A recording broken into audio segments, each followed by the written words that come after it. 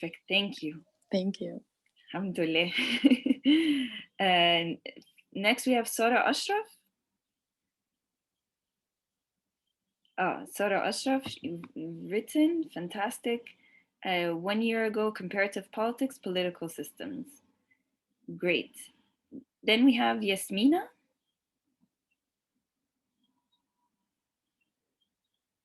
Yasmina. Yeah, Dr. Noura, Yasmina is within our team. Okay, that's what I was thinking. Yeah. Hi, no, I'm a newest. Well, that's good. That's good to meet you too, Yasmina. Perfect. Thank you. Great. I think we also have Monica. Monica, can you unmute?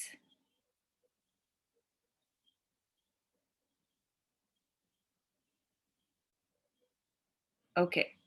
So great. So we've had يعني half تقريبا, half بالmic, half without the mic. Did I miss anybody? I think a couple of people are still writing in the chat, but we can keep going forwards, unless I missed someone. Okay, great.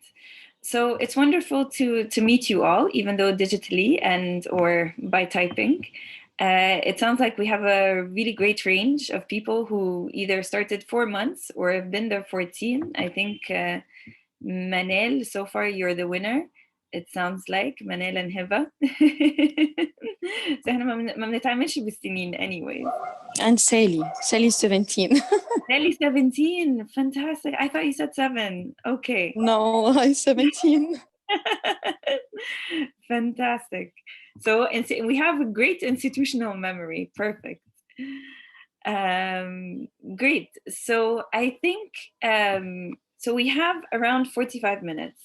And I think the first part is really just kind of walking through and coming back into this idea of the policy process. So IDSC is really one of the very unique centers and one of the unique places within the government as a whole, min zaman, where you really have direct access to so many different government institutions and really understanding what's going on in the political sphere, and interacting on multiple different levels, whether it's the national, the global, or the local.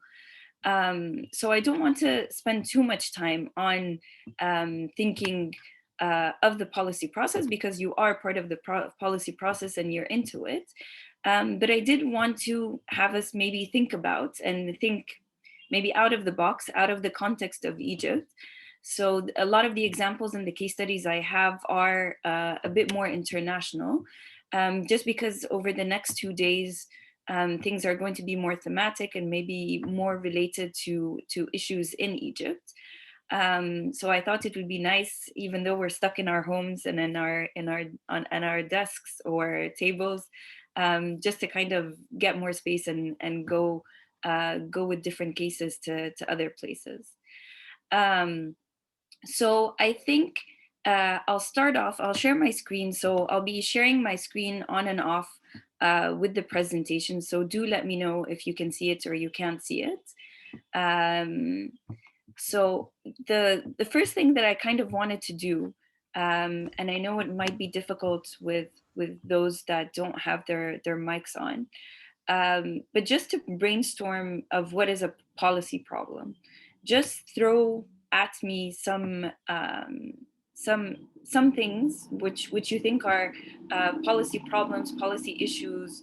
What comes to mind when you hear the word policy problem? And please, yani, raise your hands or unmute yourself directly or write in the chat. Go ahead.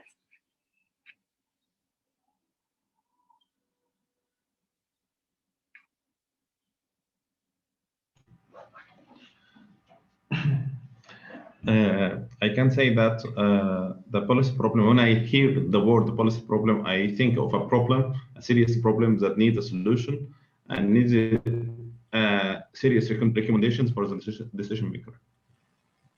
Okay, So it's something that's general, that needs a solution, that some kind of action needs to happen afterwards. Yes. Great.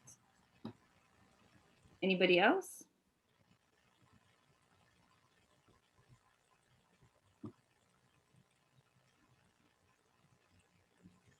So can you give me an example? Sorry, I can't see who's speaking. Maybe examples of policy problems that come to mind?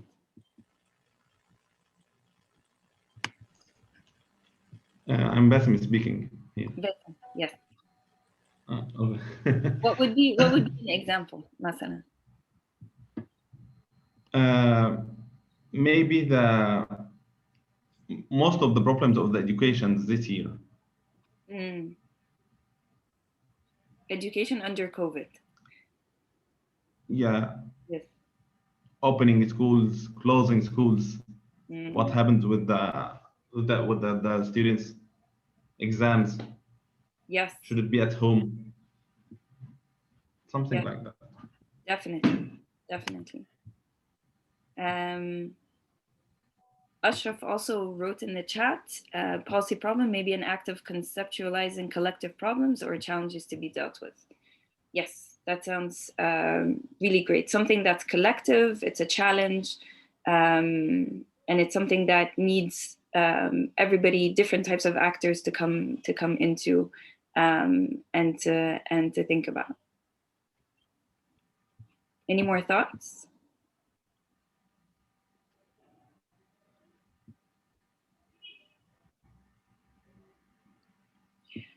Okay, I'm going to keep going forward so that we'll have a bit more chance to talk more about the different types and different examples of probably policy problems in a second. But I think what I really wanted to stress here, especially when you're going to come afterwards and look at the research project that we're going to work on, is to really start from what is general, what is specific, and what are different types of actions and strategies. So within the policy process, usually there is a policy issue versus a policy problem. And the policy issue or the policy topic and things that you're going to read in different types of policy briefs and different types of papers, you have kind of the more general topic, the larger subject. And it's something that's usually under public scrutiny. So there's debate, it's a priority on the state agenda. So like Bassem said, closing schools, opening schools, under COVID, education under COVID, and under different pandemics. This is definitely something that's not just in Egypt, but everywhere in the world. Every day, parents are waiting to see, are the schools going to be open? Is it going to be switched online? For university students, it's even harder, especially if they're graduating and in their final years. So it's kind of the more general topic. The policy problem itself, it's something that's a bit more defined, and it's a dilemma in a specific sector. And it's kind of the way that you're going to explain what the issue is so that it can lead to a certain type of solution, a certain type of policy formulation, and something that's going to be implemented at the end. And the policy formulation that's going to happen is going to be the public policy itself. So it's going to be what the state decides to do. It can be, the government, it could be an NGO, it could be a donor, it could be different types of public policies can be implemented by different types of institutions. But it could be what a certain entity decides to do or not to do. So if it becomes a state decision not to, for example, not to close down schools, that is a type of public policy. So it's always good to remember what are the things that are being done and what isn't being done, because they're both some kind of decision and kind of a kind of orientation and direction of how we want to solve or deal with certain problems. So I just wanted to make this distinction. It's very basic, but this is also just to help when we start to formulate, research questions and the research project, and for you going forward, how you're going to start playing with some of these different issues that you're going to look at within your job and within your research. So I'm trying to go to the next slide. Yes. So this is just from the literature, and I'm going to give you some of these references afterwards, and I'll upload. I'll ask Lubna to upload this new version of the PowerPoint so you can have it. But basically, like we've been saying, the policy problem is a very contemporary question. It's something that's happening right now. And it requires some type of state intervention or some type of collaborative process to improve a certain situation. It's usually multidimensional. So even though it might be one big policy problem and it needs a solution, but it can have many different types of solutions. And as you all know, different ministries, different entities, different institutions have different interests. And this is why it's also a multi-actor kind of issue. And the different stakeholders might have different solutions to it. Or they require certain types of dimensions to be included in the solutions at the end so that they can be part of the process and they can be part of the policy making at the end. At the same time, a lot of these problems that we're facing or we're talking about, it's not something that came out of the blue. It's not something that's sahina subh and then suddenly we don't know how to deal with the digitalization, for example, of education. It's usually something that's been inherited. It's something that's very structural. It's there in the sector for quite a while. Today, we might be feeling its consequences, and that's why it's starting to become kind of a priority on the policy agenda. Or we anticipate that's going to be a problem that continues to occur in the future. So when thinking of what the problem is and where the problem comes from and what to do about it, we need to basically have all of these in mind. So for example, something like COVID, we're going to, be anticipating that in the future, inshallah, this might be the end of the pandemics, but it seems like, with this globalization of health issues, there might be more problems of this sort that are going to happen. So figuring out what we're going to do about health, what we're going to do about education, what we're going to do about, even transports and public transports under these different types of issues and threats, it's something that we're policymakers have to think about. And I'm sure you guys all know this, but this is kind of the classic policy process that we kind of look at when we're looking at the policymaking sphere. And we're basically at the very first step. So this idea of identifying the problem. And I'm sure in IDSC, you've seen a lot of this. Some of you work in monitoring and evaluation. Some of you work on the actual research before making the decisions on certain policies. So you're well aware of what this process is. If you're not, please let me know and I can go into it into a bit more detail. But really the problem identification is the start of any type of policy process and getting to the policy formulation point. And the idea behind identifying what a problem is and why it's so important to identify the problem is because it sets the basis for the rest of the process. If we start tackling a problem that's not actually the problem, or it's not actually what the policy at the end should be focused on, that means we're going to go off in a completely different direction.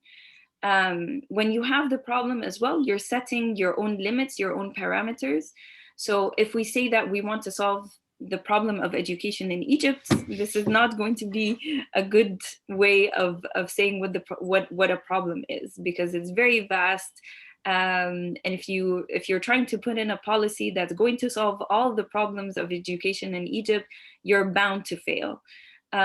So by really focusing on what the problem is, setting the parameters, setting the limits, you first of all, you save yourself. So you can't solve all of the problems of the world, and you're really limiting yourself to focusing on certain types of issues, to come up with, you know, certain very specific interventions that then become much more successful and are tangible and are easy to see.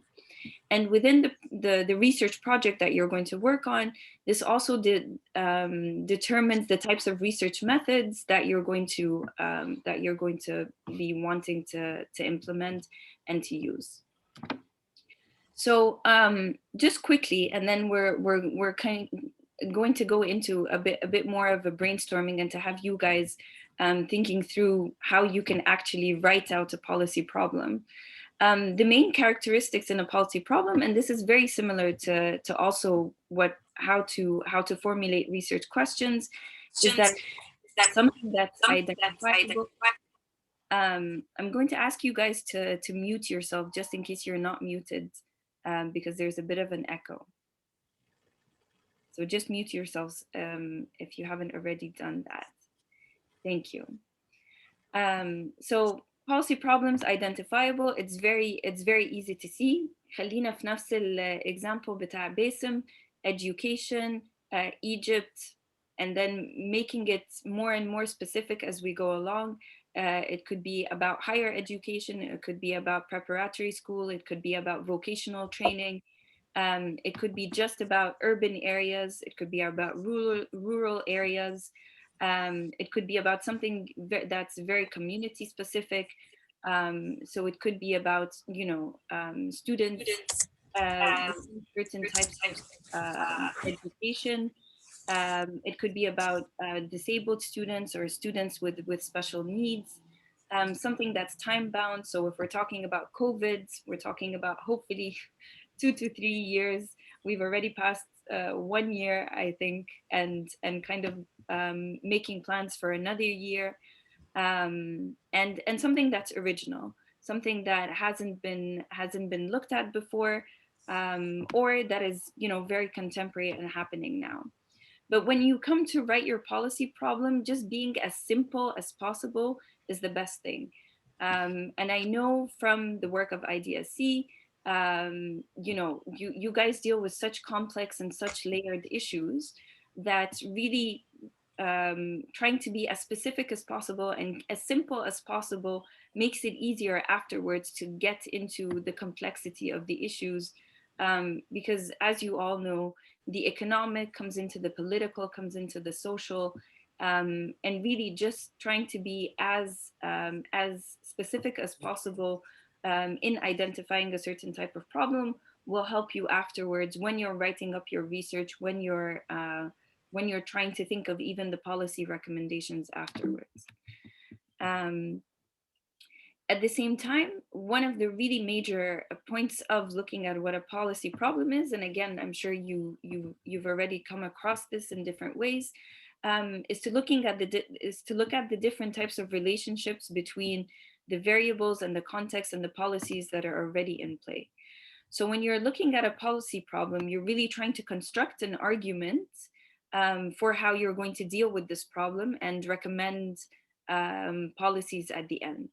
You have to solve the problem. If you're talking about a certain problem, you're going to have to come up with the recommendations, you're going to have to come up with the ways to solve it.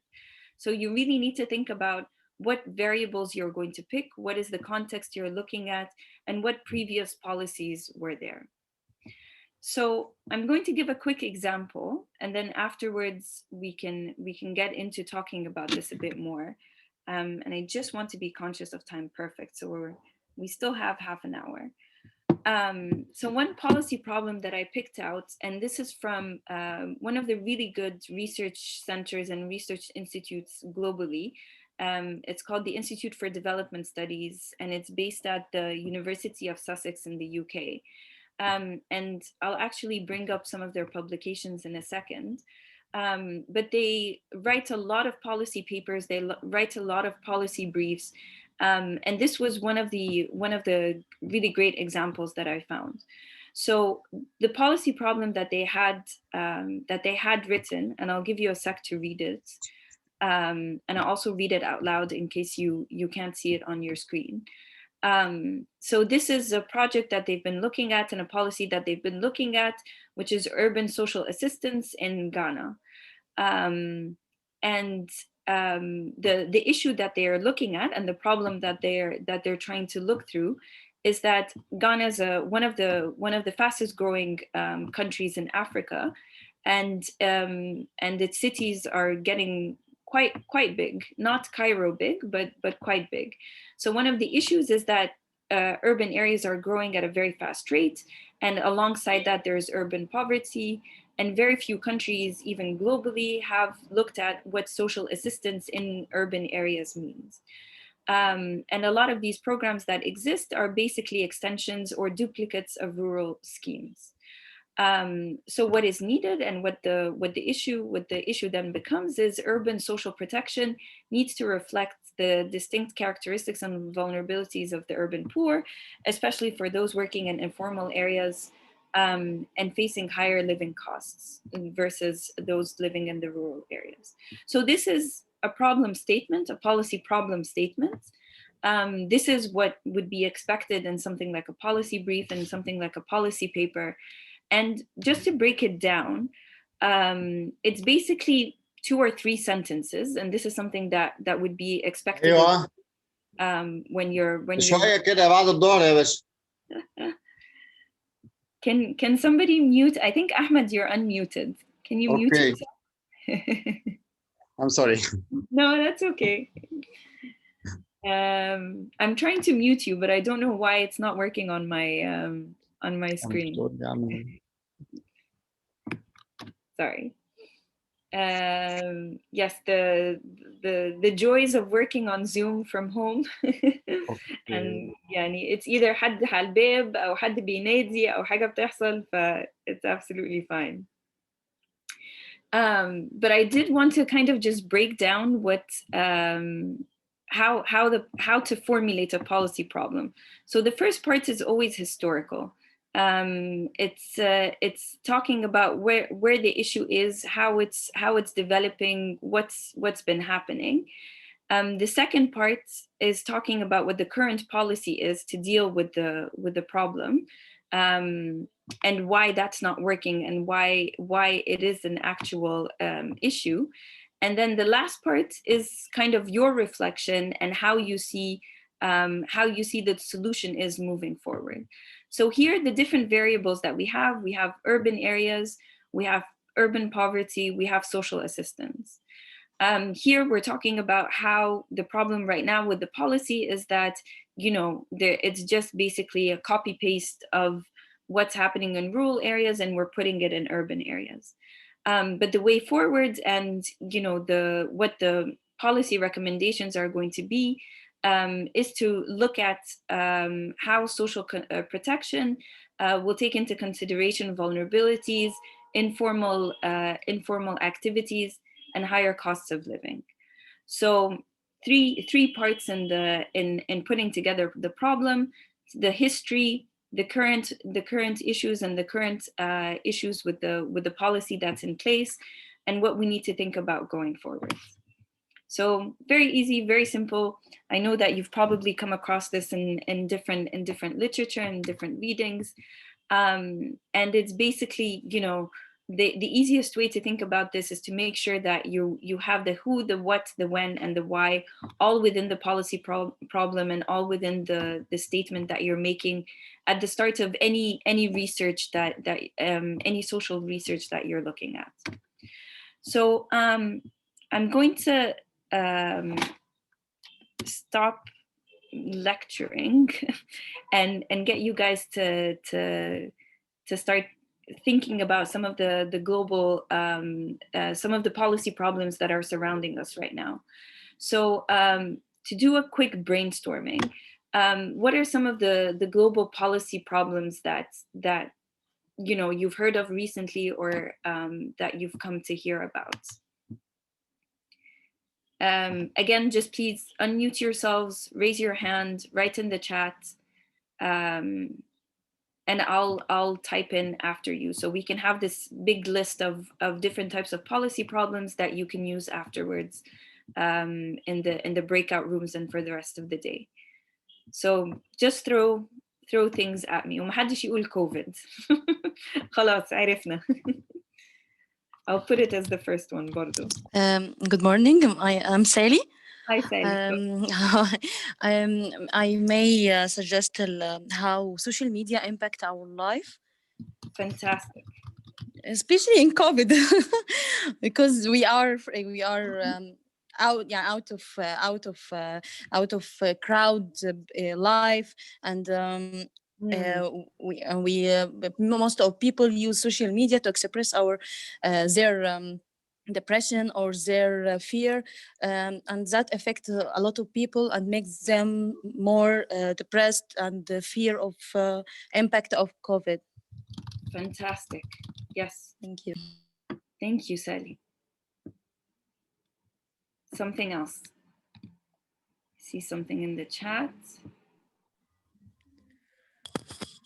Climate change and global warming. Yes, Manel, go ahead. I think health insurance at the pandemic time, is it inclusive enough for the needy people? It's very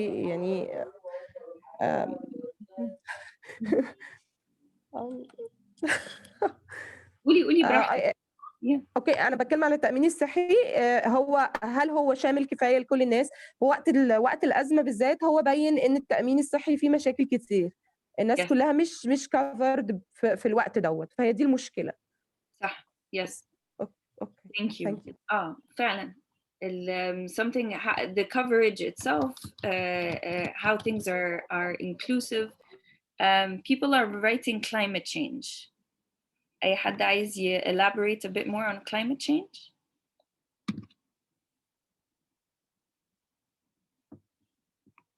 أو أي حاجة تانية؟ Don't stop. Keep going. For me, climate change. I'm Sally too. Again, I'm coming again. For me, from their thoughts, climate change, I think the increase of carbon and how it impacts green life, and how many global nations decided to decrease CO2 through their industries, except for America and China, and how this affect all of us around the world. Fantastic. Yes. Thank you. And I really like this point of the inequality between different countries. كمان يعني. Yes, of course, because America and China really affect all the world because of their insists and continuing their industries, which is harmful for the green life, for all of us, not for their regions only. Mm-hmm. Very true. Country-based greenhouse effects. Asante saying clean energy. Fantastic.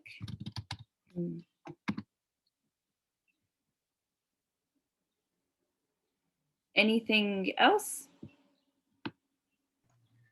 Hi, I'm Bassem. Maybe I'm thinking of human rights, global human rights. Human rights, yes. I think also about the change of the American administration. Yes, exactly. Do you think and you think it's a global problem, right? Well, no. With Egypt, we have to rebuild the relationships, and there is issues about the human rights in Egypt. It's a very hot issue, and Biden has talked about the human rights issues here. So it would be a very problem. A file to work on in the coming days. Yeah. Yes. No, definitely. And I think. Can I add something? Sure, go ahead, Wei. Okay.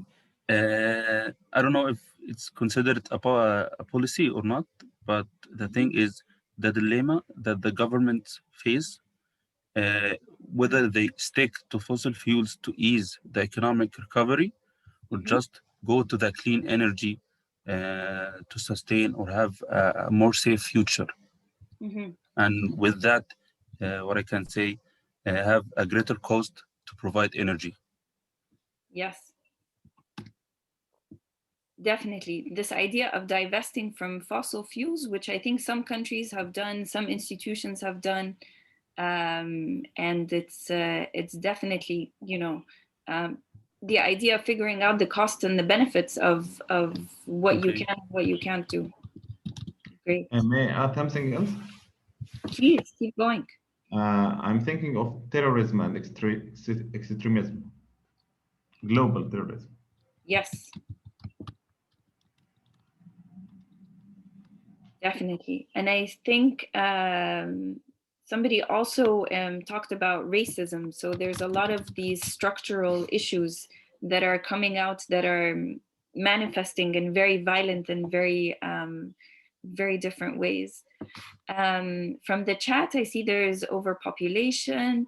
Rana's saying as something regional, countries' water share. So definitely. Water and natural resources. And I think it's not even something to do with Egypt and Ethiopia, but also globally, there's, this idea of countries trying to share, whether it's water, whether it's gas, the gas, kind of the natural gas within the Mediterranean, having these different types of agreements and policies and figuring out who gets what is definitely an issue. We have deal of the century. Soro, which one? So many deals are happening.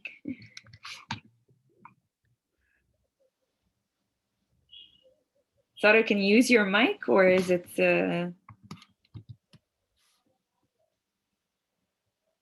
Is it difficult? I did not think there's going to be all these points. This is fantastic. Okay, so Sarah, I'm assuming Palestine, but I'm going to put this here with, let's say, political change, and we have change of U.S. administration. We have Palestine. We have AI, gender gap. Let's put that here. Technology war between US and China, definitely. So we have the whole technology sphere. We have AI. S. Abdelaziz, is that Sarah or Safa? في S حاجات كتير. Can I add something else? Sarah Abdelaziz. S. Abdelaziz, Sarah Abdelaziz. Sarah Abdelaziz, perfect. Sarah, technology war, what kind of technology war? Can you maybe elaborate, and then we'll go to Wael?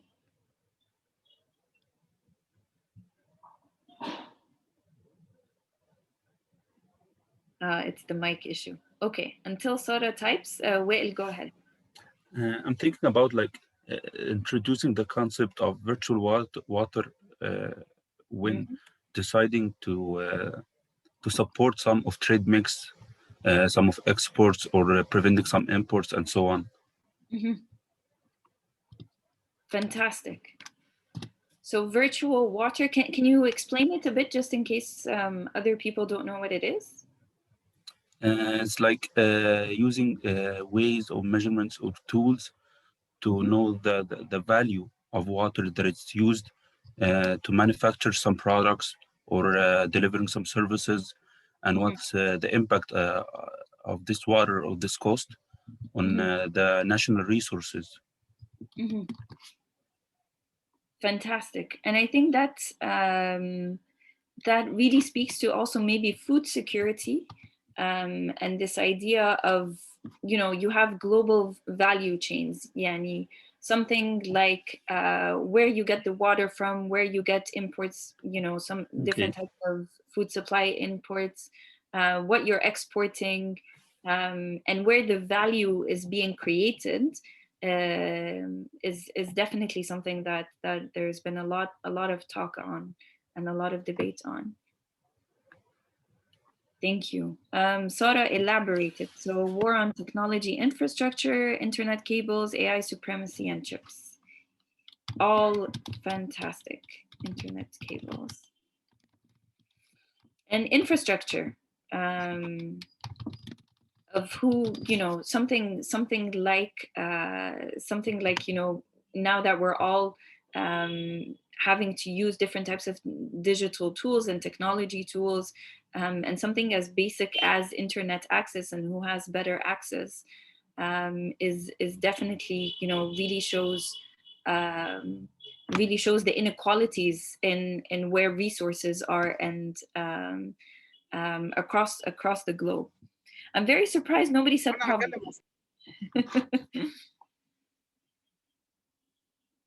No one said poverty.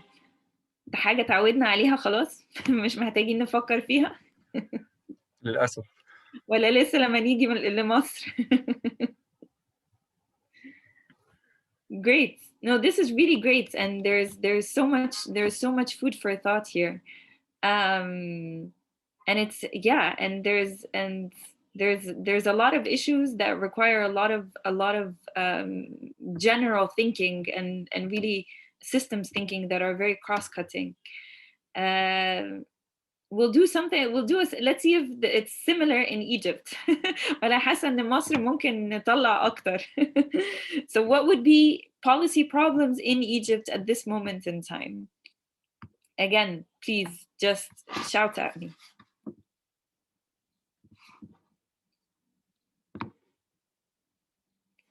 Women's empowerment. Yes.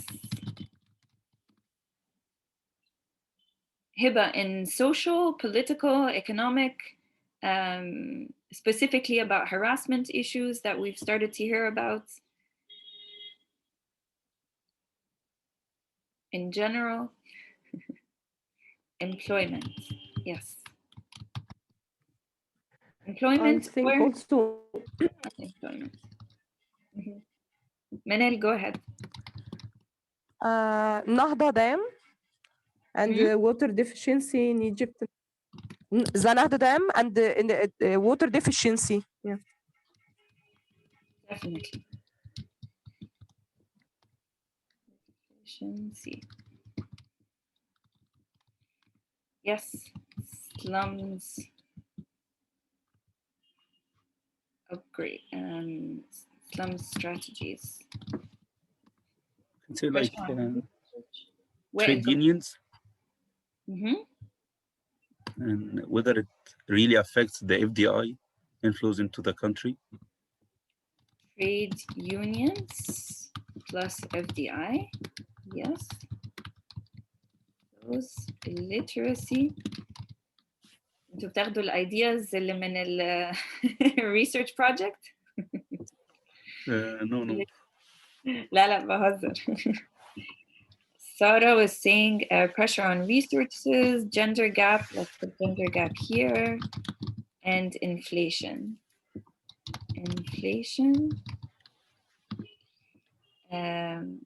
We have Safa, yes, I'm starting to get this right. Safa, inequality, certain types of inequality or inequality general. Aya, urban development, roads and transportation, yes. Maybe we can have an infrastructure category, roads and transport. هم دول بس. I can add the new educational system. The new educational system, yes. New in terms of what? The systems that Dr. Tariq Shawqi is trying to implement in Egypt. Okay. How people could accept this system or not, and why? What are the alternatives for doing this? Got it. Can I add a point to this? Sure. Sorry. Go ahead. Like for the new educational system, like I always have a question: is that do we pursue a tool and try to implement it, or just we are trying to solve a problem, see the concept, and find best tools to get the solutions? Like I'm feeling sometimes we are just trying to digitalize the process for just the sake of digitalization. You know what I mean? Definitely. And I think that really reminds me also of ويمكن معلوماتي قديمة شوية but I remember when this concept of e-government started, and I think it also started from IDSC, and this idea of e-government and digitalizing the government and having all the services done by the government. And it's and it's something that needs to be really thought out in a much more scientific and structured way. Okay, thank you. Oh, thank you. Oh, so many more coming in. Fantastic. So we have, let me put inequality with illiteracy. عندنا inequality, illiteracy, overpopulation,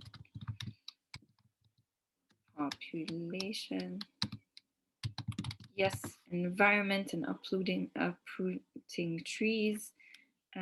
Maybe we can do this, the environment and natural resources.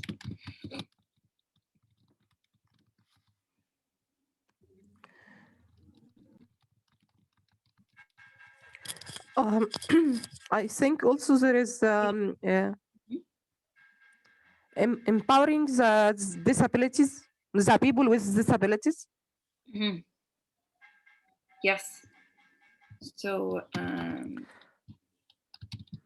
disability. Also, we can add the women empowerment. Yes, women harassment. Sorry, women harassment. Harassment as a policy problem. Yeah. Perfect. Harassment. Fantastic. We have more overpopulation, fourth and fifth generation warfare. Is this Sarah again? Sarah, you really like warfare. Minimal role of civil society. Yes, regional threats, definitely. Doctor? Kelly, can I suggest financial literacy? Yes. As government turning into use electronic service instead of using money in I don't know in في الخدمات العامة in public services, I think. Yes. And that's an issue in how to promote financial literacy, or getting people to or putting it into the government itself. In both, in government and in their own lives, in their own business, I think. So e-government. يعني خلاص government is not fully digital لسه في space صح؟ Fantastic. Civil society, yes. محدش قال health. عشان قلت لكم بلاش كوفيد. وائل, go ahead. I want to add a point for the financial literacy. It's like the data privacy during the what I can say, the movement of the government into the financial inclusion, and that the financial data, or the protection of the individual financial data between the banks and different financial institutions. Yes. So data privacy for individuals and across the financial system, the sectors. Yeah. Financial sectors. Fantastic. Great. Somebody said health. Alhamdulillah. Let's put slum strategies with urban development. Fantastic. Okay. I'll put in health, and there's so many different specific things I think we can think about for health afterwards. Any more additions? I would like to ask something about the examples. Sure, go ahead, Miss. I think they are more general problems. So can we be more specific to find special recommendations or solutions, or what? So I think what we kind of did here, Manel, go ahead.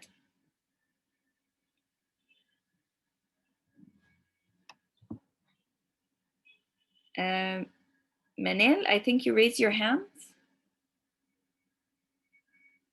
Yes, no, or maybe this was from before. Yes, yes, I was mute. Sorry. No, it's okay. I'll add subject about housing. The old rate, the old rent law. The old rent law. It's, Yeah. Rental laws. Yes. Great. Wael, you also had to say something, and then I'll come back to Bessem's question.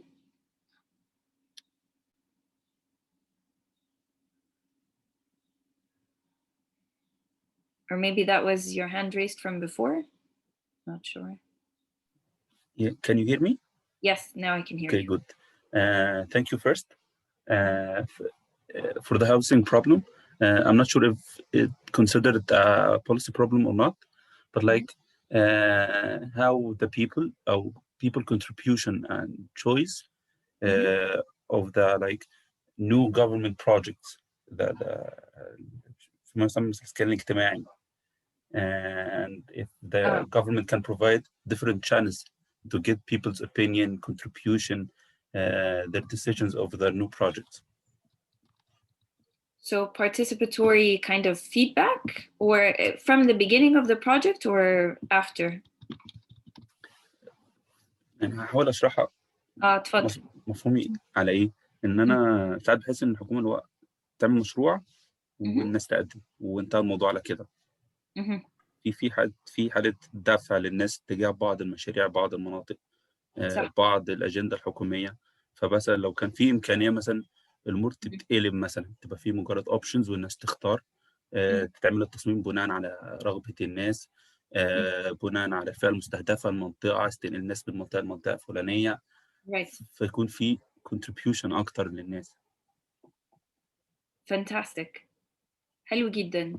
Yeah, so in terms of إن هو من الأول خالص يبقى في a different type of design on how to think through housing and social housing and how to do the distributive process. بالضبط. تمام. شكرا. And this brings me to Bessem's point. I think what I was trying to do when you were giving me different topics, and I was asking for things maybe that were more general. What I've been trying to do is to kind of group the different problems together, and some of them are very general, some of them are a bit more specific. So something like what Wael was talking about right now would be more of a policy problem versus, you know, something like urban development. Urban development is the issue and it's the topic, but the problem itself is where we نفتتها أكتر and we start looking at the different types of blocks in some of the policies that are there. So if we're looking, for example, at social housing, the way that social housing or the government has been doing social housing is to develop a certain plot of land, build a certain number of units, and then just open it up to the people. And some of these projects get a lot of demand. Some of these projects are empty. So it becomes a problem where we're trying to think through what is the best design to have people become part of the decision-making process of social housing in itself. So this is where it becomes more of a policy problem. Urban development is a problem عامة يعني. But something looking at, for example, slum strategies, that could be a policy problem in itself. You have over 1,000 settlements within Cairo that are considered either unsafe or slums or informal or ashwaiyat, and you have a different spectrum. And the policy problem becomes what type of intervention is needed for which type of geography, which type of beneficiary, and which type of sector. So this is where we start becoming more and more specific, but you have to start somewhere. So you start with the general, the issue itself, the topic. You come down to something that can be focused in project, focused in community, focused in geography. And then we talk about the specific issue within that afterwards. Does this make a bit more sense? Basim and everybody? Okay, perfect. So we just hit 11 o'clock. And I think just because it's the morning session, I know it's always hard to wake up, and we have half an hour break. So I'll stop here and then we'll come back and we'll do our exercise on policy problems with the breakout rooms. And then afterwards go straight into the stakeholder session. Thank you, Dr. Noura. I just want to notify the participants regarding the pre-testing that Sure. you need to, I've sent you for those who didn't submit the test. We need you to submit the test and the break. And also please note that the test will close at the end of the day. It will not be accessible. So you need to submit your answers in the next break. Thank you very much. Thank you, Dr. Noura. Perfect. Okay, so we'll stop here. I'll stop recording and we'll take a half an hour break. We come back 11:30. صح يا لبنى? I think Lubna's gone. Yes. So we'll come back 11:30. So please submit your tests, take a break, relax, and we'll come back and we'll go straight into our breakout rooms. Thank you so much. Okay, We'll keep going with the, okay, great. So it started recording. So I'll continue with with just the session, just the end part of the policy problem section. What I wanted to show you, based on Kamin, what the question that Basim asked at the end, the idea if it's a policy issue or a policy problem, and how can we really start to focus a bit more. So I thought I will just show you different types of projects and publications from some different think tanks. So I'll just share my screen. Yes, this is the one. So so these are a couple of different think tanks. This is just, you know, to help you think about some of the issues a bit more globally, nationally. But these are some of the very good think tanks and policy networks and policy institutes that maybe you can use afterwards. So this one is the Oxford Internet Institute, and they're quite new, but they do a lot of work. Again, it's one of the issues that you guys raised on new technologies, data, algorithms, the digitalization of everything. And they use very different methods to kind of look at and work through some of these issues. I'm going to give you all of these links, and there's going to be in the references so that you can look at them afterwards, just to get an idea of what people are researching and how people are tackling some of the issues that you brought up. So one of the things, like we were just talking about دلوقتي with Basim, this idea of digital economies, how we're going to be working under more digitalized conditions, inequality, digital politics, education, security and data privacy, which is something that you guys brought up as well. and looking at data science in general, and different types of social developments and social issues related to how we can look at data science itself. So these are kind of like the broader policy, topics and issues, the things that are much more general. And then looking at some of the specific problems that they're looking at. So you can again go through some of their publications and some of their press releases. But for example, one of the links and one of the relationships they looked at is this idea of people not believing in climate change, and how that's related to populism.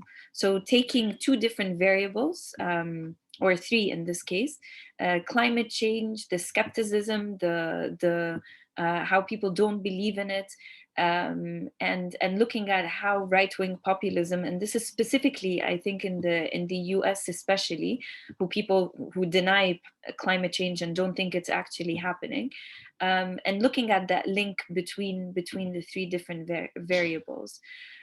We talked about social media as one of the issues that came up. So this is another. They did a big study in 80 different countries, looking at how social media is being manipulated by different political actors. There was also a really interesting one on AI modeling and how it can be used by different private sector companies, looking at digital ethics, which is something we'll talk about in the last session. So really a wide range of different issues, but the actual briefs and the policy papers are very, very specific on certain types of problems. So this is one good resource for you to have a look at. Another one, which maybe you might know a bit more about, is the Overseas Development Institute. And I'm talking a lot about the UK-based institutions. This ODI, they've been operating for 60 years. They've worked in a lot of different places across the world. Egypt, not too much. But they are a think tank, so it is very policy-oriented research. They do take quite a bit from academia and from different researchers, but they talk a lot about the SDGs.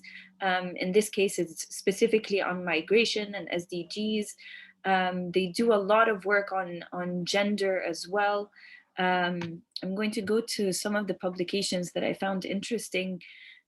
So they did an assessment on how to protect children and as part of migration, looking at humanitarian action, who is included, who's excluded. And again, this is where I think I got the Ghana research as well.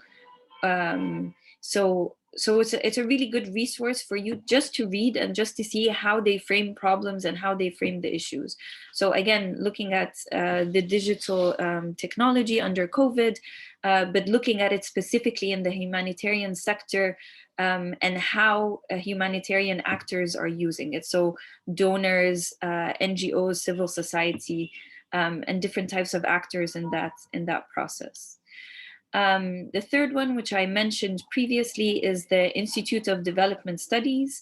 So they're part of the University of Sussex. So they have postgraduate degrees, they have different types of courses, but they have a very strong policy, again, and research arm.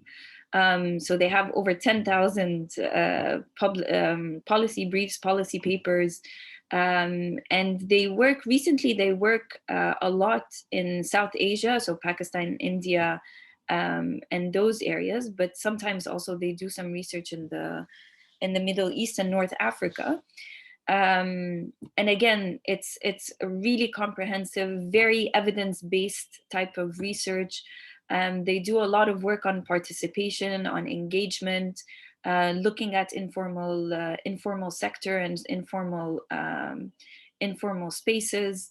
I do encourage you to have a look at them. You can do a search, and you can also look at different regions, different programs, different teams. And there is a really great wealth of information there. Yeah, this is where I got the Ghana example. So this idea of urban social assistance, and then you can look at the full publication. But this is where, they keep it very simple. They put the policy problem. They talk about the research questions, which is something that you're going to have to do for your research project at the end. They give details on the approaches, the methods, what the findings came out to be, and what the policy implications are. So it's very simple. And this is what we're aiming for حتى in the research project that you're going to do. مش عايزين نحل مشاكل العالم, مش عايزين go very, very wide into the issues, but being as specific as possible and thinking about specific recommendations, specific sectors, just to make it easier and just to get a good practice out of putting together something like this. The third, or maybe now we're at the fourth, and I'm quoting Oxford a lot, but they are very good on a lot of these social development issues. So the Oxford Poverty and Human Development Initiative, and they're the ones that came up with the Global Multidimensional Poverty Index. Has anybody heard of this before? Maybe some of the statisticians. Multidimensional Poverty Index. So, yani, just as a quick background, basically, there was a lot of pushback and a lot of contention from the academic faculty and academic sphere on the ways of measuring poverty. The World Bank had one way, the UN had one way, academics had another way. And then this team of researchers came up with this idea of having a multidimensional poverty index. Dilwati, it's probably something that makes sense, that we should measure poverty not just in terms of GDP or in terms of assets, but something that's much more inclusive, looking at health, looking at education, looking at different types of living standards. Zaman, it was mostly about assets, and it was a very quantitative approach. And this is also quantitative, so these are different types of indicators that do give us a quantitative picture at the end, but also they complemented with case studies and different types of qualitative approaches. For this would be something quite interesting for you to also look at when you're coming to put together the research design of a qualitative question, which can be also a quantitative question, but you can tackle it in different ways. For this is something, again, just another resource to look at and to help you think through, if you're going to tackle a big policy issue like poverty, how would you break it down? What would be the actual problem? What would be the specific issue that you would want to look at? And I wanted to take this an example. So this is a recent article from Time magazine, where again, they're talking about climate change because it's one of the global policy issues like you mentioned. So they were just kind of going through what happened in 2020, but what would be the expectations and what would be the issues and the problems that we're going to face in 2021. We have climate change as a big issue, but then you break it down into what exactly parts of climate change are we talking about. And this is, again, talking globally. You have hurricanes, you have storms, you have high temperatures, wildfires, droughts, which is what we saw also in the US and Australia. You have the Arctic melting, which also influences rising sea levels. We've all heard of how Alexandria is going to be underwater in 50 years or something like that. For all of these issues, even though they're very global, but we can see the implications and the impact on our even local and national context. For this was just a couple of case study examples and examples of how you can start with something very general and start to get specific into what the actual problems are. So I'll stop sharing here, and what I aim to do is to have a quick breakout room session, and I'm going to go with what Dr. Mohammed Hassan, who you're going to see at the end of the program with the qualitative study. You're going to be divided into 4 groups. So I've divided us into 4 breakout rooms. These are not necessarily going to be the same groups that you have at the end. بس أنا قلت just to have some practice of working in 5s or 4s today. So for the breakout rooms, let me just share my screen with the presentation. Sorry.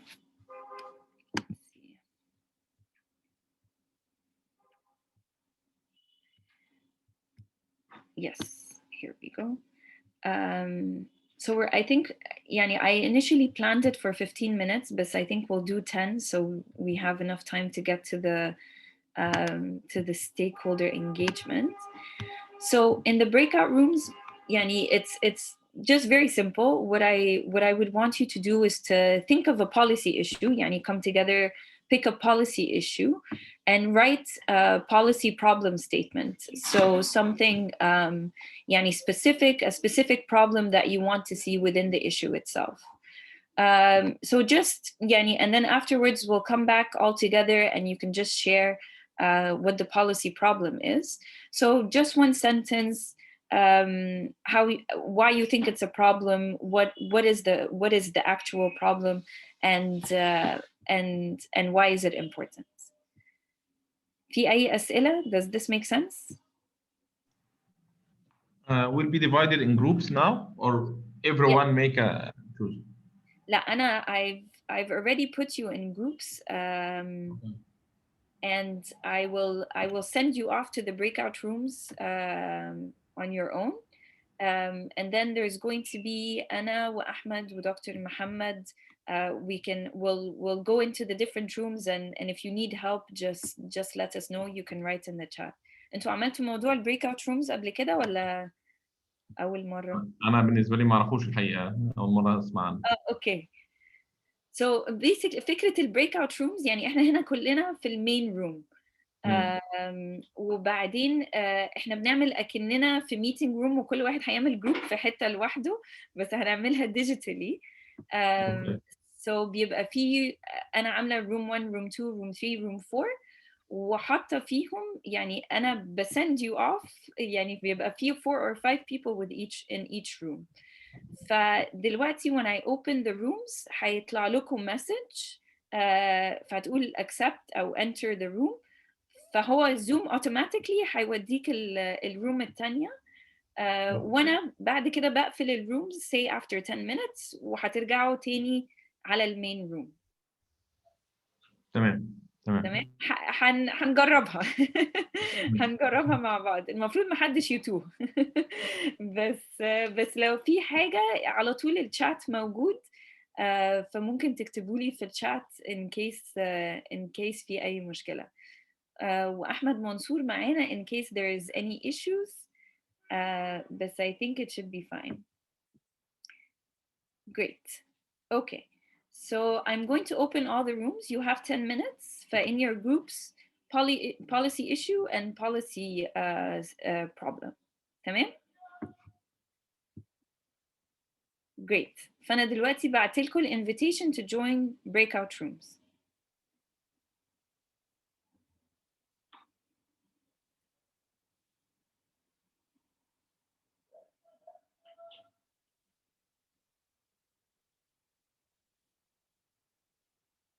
هبة تمام؟ Yes. Great. أحمد ودكتور محمد recording. فwelcome back من البريك rooms. يا رب تكون تجربة جديدة على some ناس تانية لسه أول مرة، أو في ناس تانية عملوها قبل كده. هو basically بيبقى في time limit، فأنا كنت حتى 10 minutes واديتكم a few more minutes extra، وفي الآخر خالص بيعمل بقى count down 60 seconds، ويا إما ترجعوا لوحدكم أو هو بيقفل الروم، فكده كده automatically كله بيرجع يعني. بس I think we have another 5-10 minutes. Let's have a quick discussion عن عملتوا ايه في ال breakout rooms. فلو ممكن حد واحد من كل room يقول لنا ال policy problem, that would be great. فكان عندنا room 1 لو انتوا فاكرين انتوا مين. So room 1 we had أسماء، أشرف، منال وسارة, and I think Aya يمكن. Yes. So if one person can just tell us the policy problem.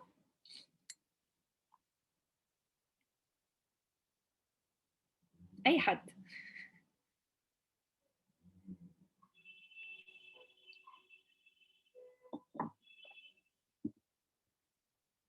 So we have tackled two problems.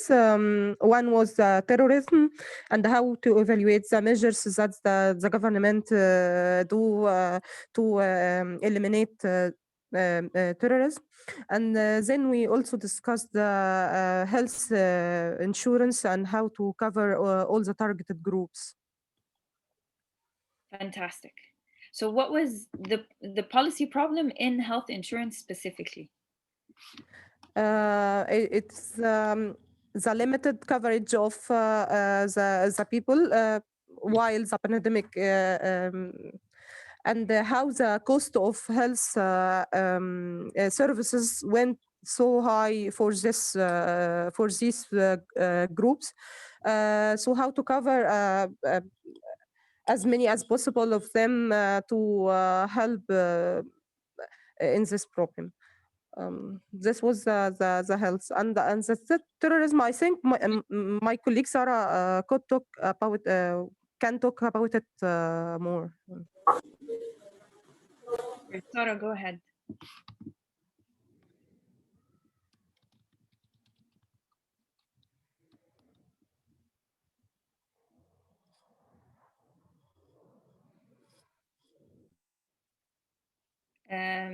سارة سمعينا؟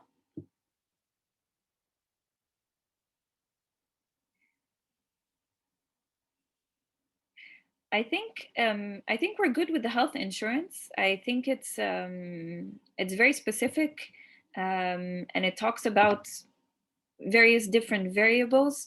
So you mentioned the high cost of services, the idea of coverage, and as a context under COVID. I think one of the things that maybe you can add is whether it's urban areas, rural areas, cities, a specific city, a certain type of socioeconomic sector, and kind of, you know, trying to think of more limits and more variables to it. Oh, okay, thank you. I think this is the I'm just giving, you know, some quick feedback. عشان for the next exercise under the stakeholders, you're going to stay in the same groups for the rest of the day. So we're going to keep adding to the same topic.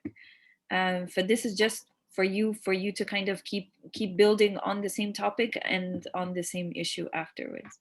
Okay. Fantastic.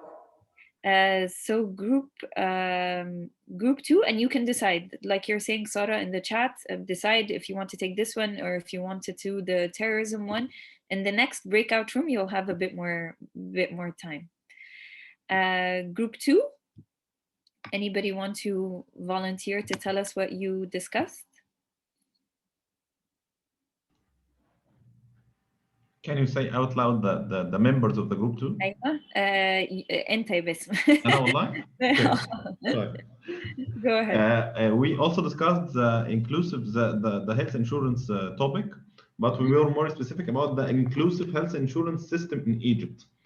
As you know, the government started the prototype in Port Said, and our main issue, our main problem of this subject is how to tackle the challenges and problems that could appear when applying or implementing the inclusive health insurance system in big cities like Cairo and Giza.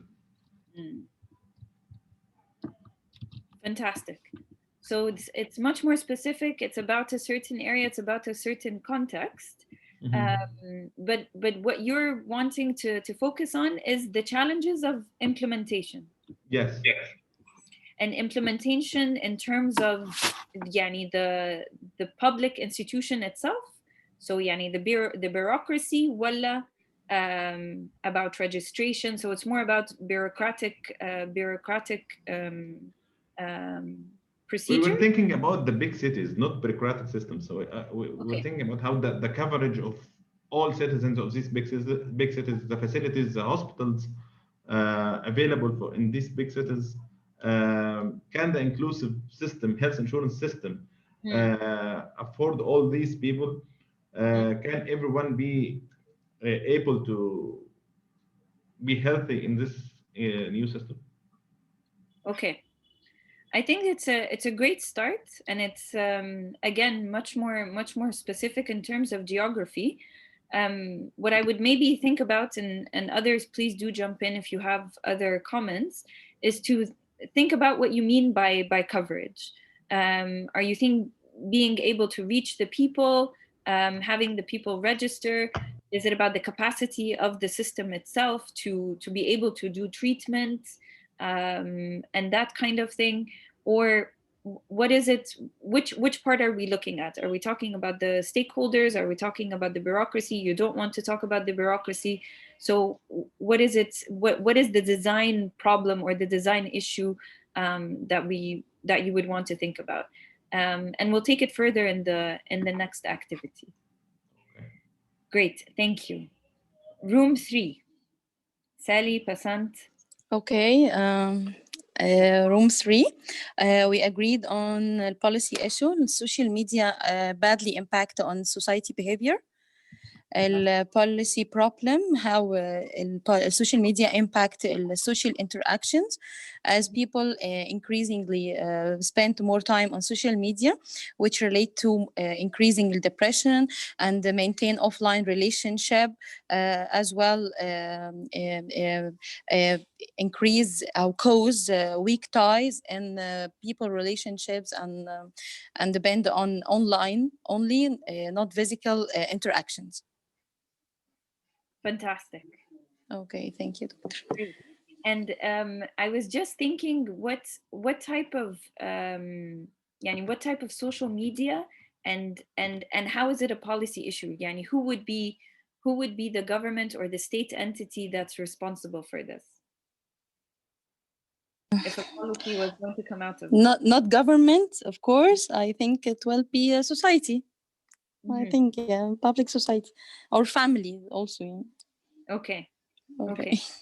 So maybe think about it in terms of the stakeholders, and if we want to do recommendations at the end, who would solve the problem, and how would you solve this problem? Stakeholders and who are responsible for the solutions. Yes. Okay. Put it in the back of your mind. Okay. Great. Room 4. Wael, Islam, Safa, Nadia.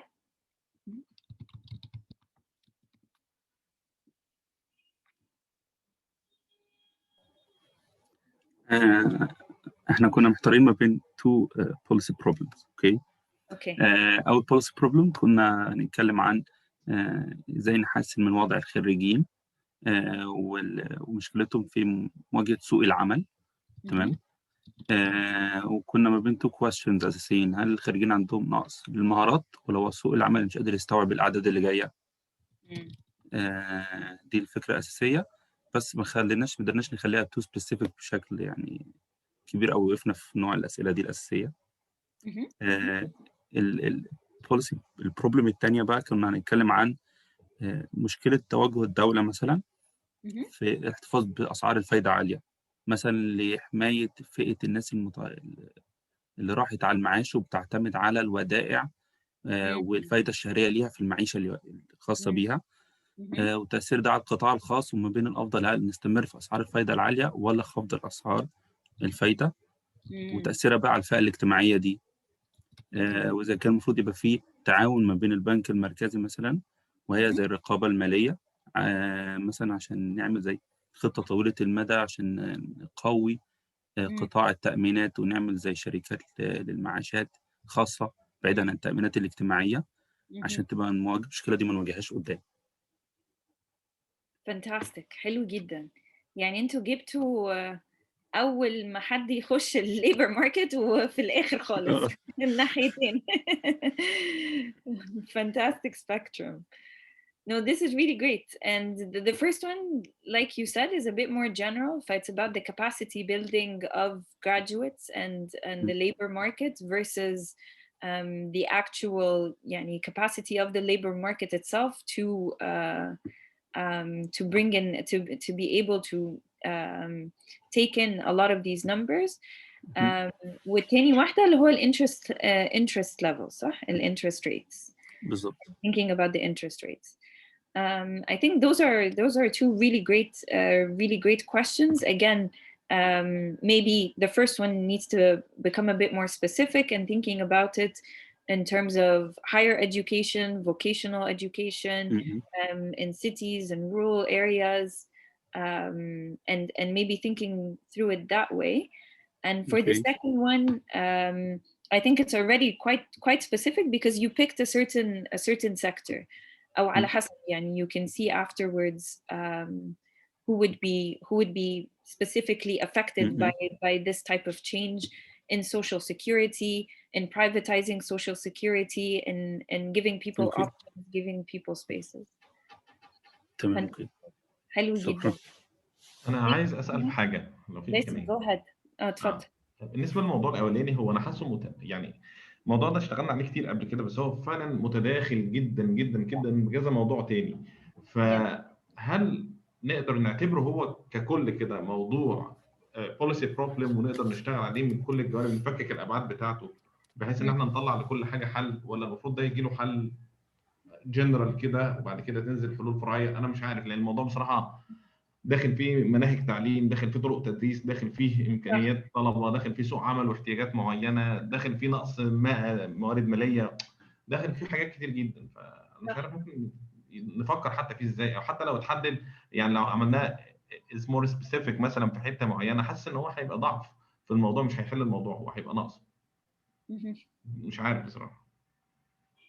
في اي حد اشتغل على الموضوع ده قبل كده within their research or within IDSC؟ لأن حاسة إن أنا يمكن زمان بس شوية كان في يعني وقت كان كل الناس عمالة تكتب عن الكاباسيتي بيلدينج بتاعت الجراديويتس وعن الليبر ماركت، والوقت ده مش فاكرة لو انتوا كمان عملتوا specific publications on it. بس I do remember بالذات ال ILO القصة دي طبعا مش في مصر بس، يعني it's the same issue everywhere. وزي ما قلت يا باسم، يعني the idea is it's very intertwined with a lot of different levels. It's about education, it's about the needs of the labor market, it's about the different levels of education and training and capacities versus density versus numbers, quality versus quantity. فالموضوع طبعا is متشعب جدا and touches a lot of different things. When we have to think about, and this is within the policy question, and when we talk about stakeholders right now, we want to think about what's the objective. يعني مثلا if we're one of these, if we're a donor and you have a block of money and جم للحكومة وقالوا احنا عايزين نديكوا الفلوس دي, and you think of a policy or a project or a program that you're going to do that focuses on the graduates of higher education and how we can better prepare them for the labor market. فالحمد لله بقى في فلوس عشان نعمل some kind of policy intervention. For coming up with a specific with a specific problem and focusing on one of these specific problems مش هينفع تاخد الفلوس وتحطها في وزارة التعليم ووزارة كذا ووزارة كذا and all of these different spaces. No, it needs to be something that's much more specific for a certain group, بالتعاون مع certain مثلا a center, a certain cohort, a certain space. And whether it's going to be a pilot, whether it's going to be scaled up afterwards is not the issue right now. But the idea is that you're trying to limit it as much as possible, so that you can have an impact and you can see what works and what doesn't work. And maybe I'll come back and I'll share my screen again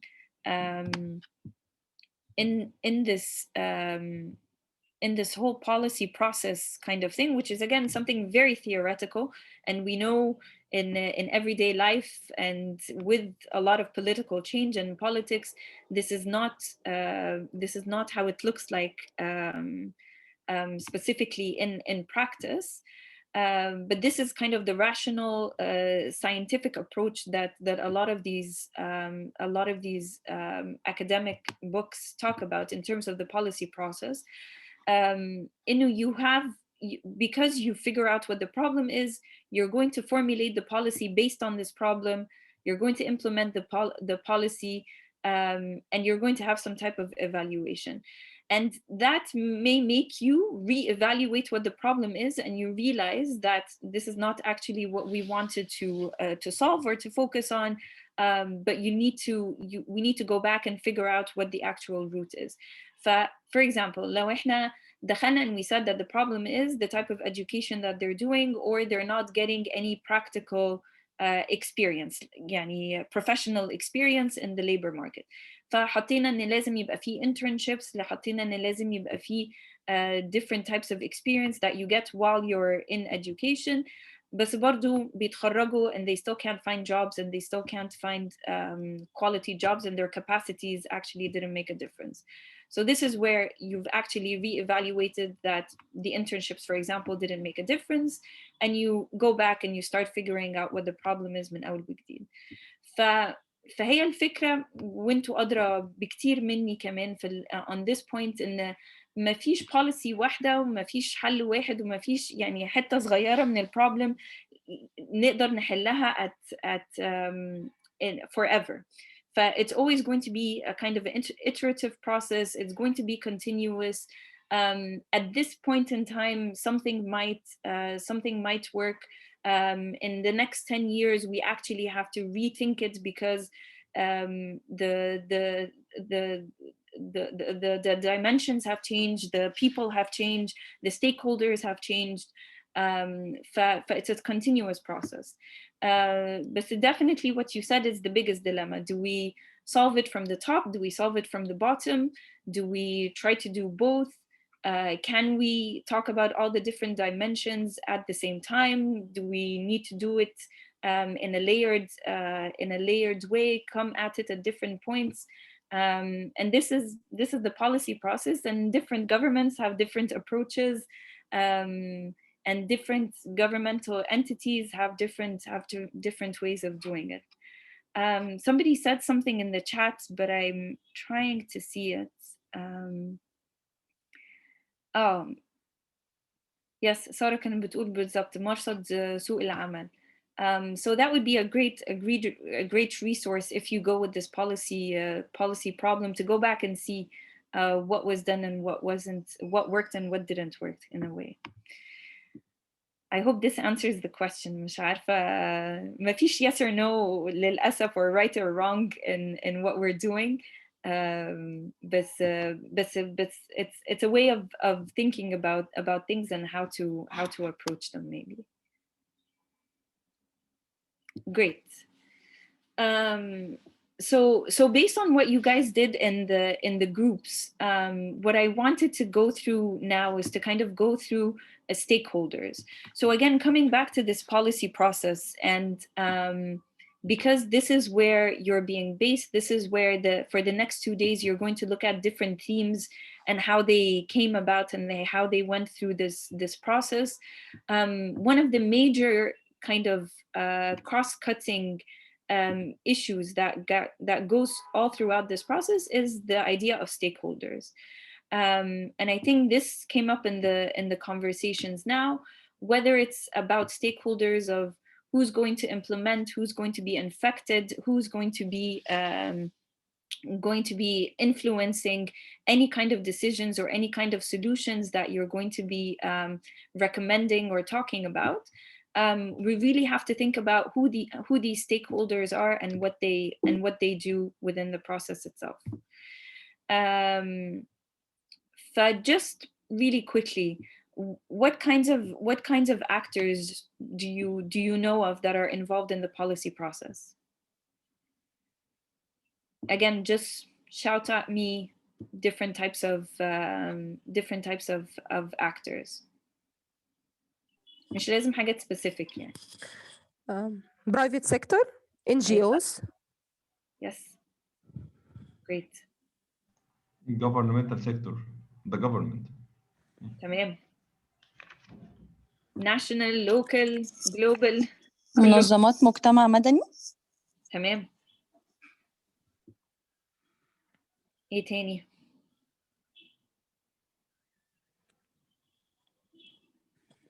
الcitizens themselves يعني. Yes. مهمين برضو. NGOs, I think civil society ده ممكن يكون زي donors و civil society اللي هو national civil society. وفي برضو اللي هي يعني القاعدة الأهلية in terms of اللي هم very بقى small. نقابات صح؟ ممكن نقابات كمان. أنا التاني كنت بفكر فيهم اللي هم community based organizations اللي ممكن تكون charity أكتر. I guess it depends on the problem itself. Right? If we are talking about education, there are students, their fathers and parents, teachers. Yes. So different professional sectors. هبة بتقول family. Yes. So citizens,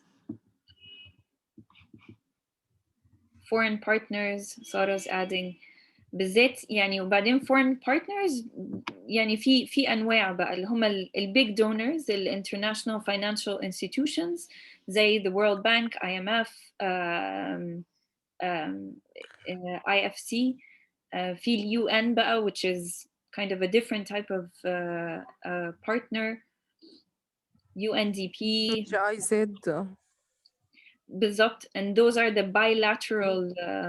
bilateral organizations اللي هي from certain countries. GIZ. سويسريين لسه بيشتغلوا في مصر؟ كويكا. سويسريين. I don't know. Yes. كان في كويكا صح؟ كويكا. وجايكا. جايكا طبعا.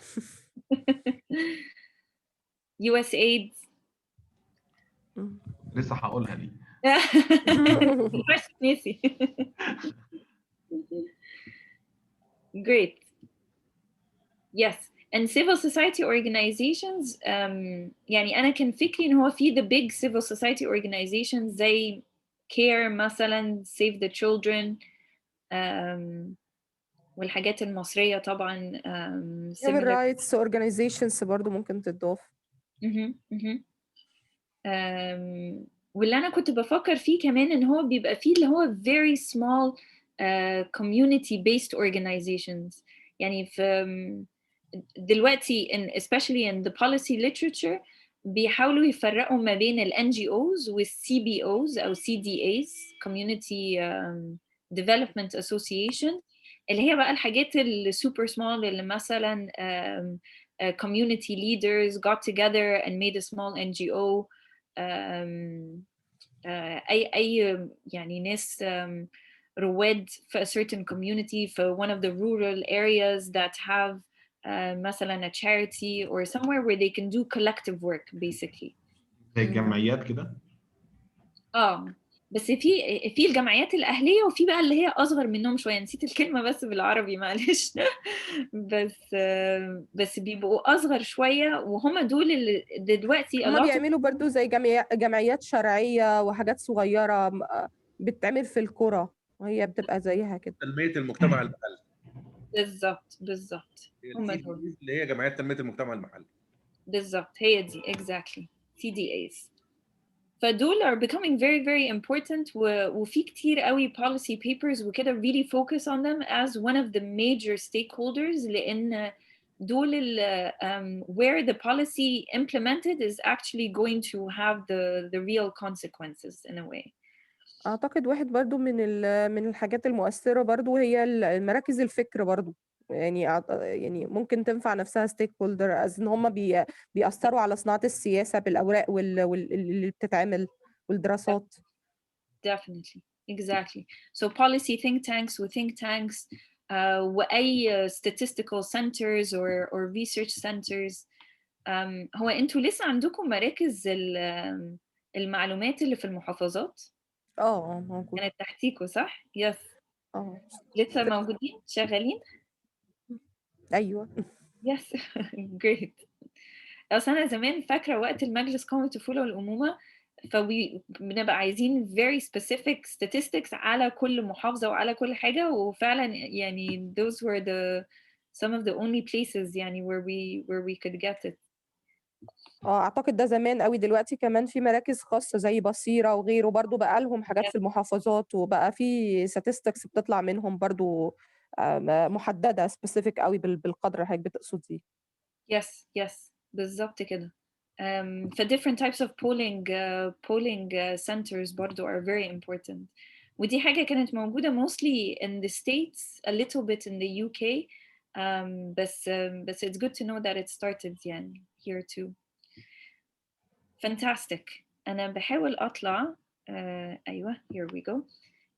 So we have thousands and thousands of different types of actors, or some of these main categories, but underneath that you can have so many different types of actors operating as stakeholders, with the main idea behind thinking through who your stakeholders are and how they're operating and what they do in the policy process, is that we think about if they're affected by a certain policy or they themselves affect the policy. So one of the things that we forgot, one of the stakeholders is you. انتوا نفسكم. If you're part of a certain institution or a certain center that does impact the policy process, for the bureaucrats نفسهم become a very important stakeholder. If, for example, in one of the ministries في policy يعني get من فوق and people are but the bureaucrats themselves don't want to implement this policy, but the way the policy is being implemented is going to be affected, right? It's not going to be as it is written. في الطبيعة زي ما احنا عارفين ان السياسات على طول بتتغير والinterventions بتتغير, and it depends on how people actually do this type of intervention. فعندنا like we mentioned, all the government institutions, you have local government, you have the NGOs, CBOs اللي هم الأصغر, donors, the private sector, citizens, the media, and you can keep going on. And the idea behind, sorry, let's move this. And the idea behind coming up and really thinking about all these stakeholders is three different points. The first one, like we said, they have an influence. So they have the influence to succeed, to make the policy succeed or to make it fail. على حسب who you're going to be involving in the process, from the design, from the beginning, in the evaluation and the monitoring. Different stakeholders have different influences and different levels of power. The other thing is actually giving the policy legitimacy. If again a foreign donor is coming in and saying Egypt needs to focus on its overpopulation, and we need to think about reproductive rights and this and that and this kind of thing, and this is what happened back in the 1990s, And there was a lot of pushback from, rural areas, from religious communities, from different types of civil society. And the idea is that these stakeholders need to be involved and need to be part of making these policies and part of putting together these programs to give it legitimacy and credibility. لو في حد جاي من بره وبيقول لنا نعمل ايه, usually يعني people are just completely against it or they're completely for it. And as policymakers, you have to think about who you need to get to be on your side in order to give the policy being implemented the weight and the legitimacy and the credibility. So this is a very important point in why you should even be including stakeholders in the process, whether it's from the beginning or it's at the end or all throughout the different stages. And finally, in terms of feedback, once a certain policy is being implemented and the project has happened, you need to evaluate if it's a success, if it's a failure, what worked, what didn't work, what were the conditions it worked under, what conditions it didn't work under. And ultimately, again, it's the stakeholders, either the people that are implementing the intervention itself or are facing its consequences, will be able to give feedback on this. So one of the issues, again, one of the topics that we talked about is this idea of strategies of dealing with slums, for example. And over the past 20, 30 years, the government has played with different types of policies. Some of it is, for example, destroying the slums and moving people outside to new areas. Some strategies were to do upgrading and to put in water and electricity and improve the situation for some of the people living in these conditions. And there's been this kind of debate between which policy is better, which policy works, which policy doesn't work. And recently, there's kind of been this feedback from some of the communities that moved out. So, for example, one of my master's students is working on Manshiyat Nasr, and now in Manshiyat Nasr, a lot of people were moved to Al Asmarat. And some people are very happy about it. Some people are not happy about it. Some people stayed in Manshiyat Nasr. Some people went to Asmarat and then came back. And ultimately, it's these stakeholders that you want to talk to find out why some of them moved, why some of them didn't move, and what works and what doesn't work. So again, this is just and I'll give you guys all these slides and the updates of these slides so that you can read them on your own afterwards. But this idea of engaging stakeholders and bringing stakeholders all throughout the stages of the policy process, first of all, it's to help you formulate the policy itself. So you have information and you have statistics and you have the case studies and you know what's actually happening on the ground, so that you can come up with a policy that is relevant and specific. It gives you more ideas, for more options, for more actions. من الأول خالص, you know that if you're going to propose a certain policy and people aren't going to like it, and there's going to be very negative consequences on certain communities, you can not go with that policy route and you think of another recommendation.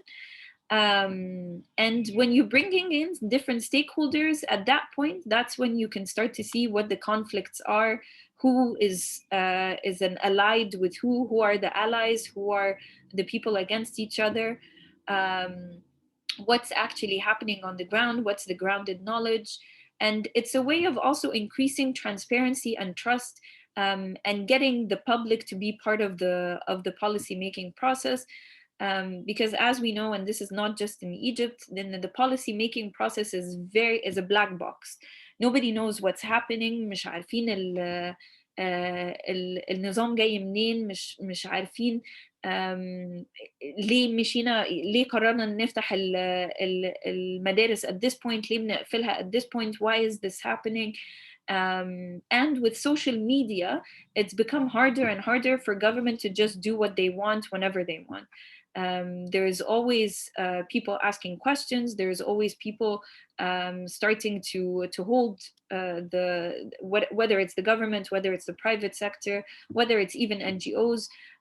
You're holding them accountable for what they do and what they don't do.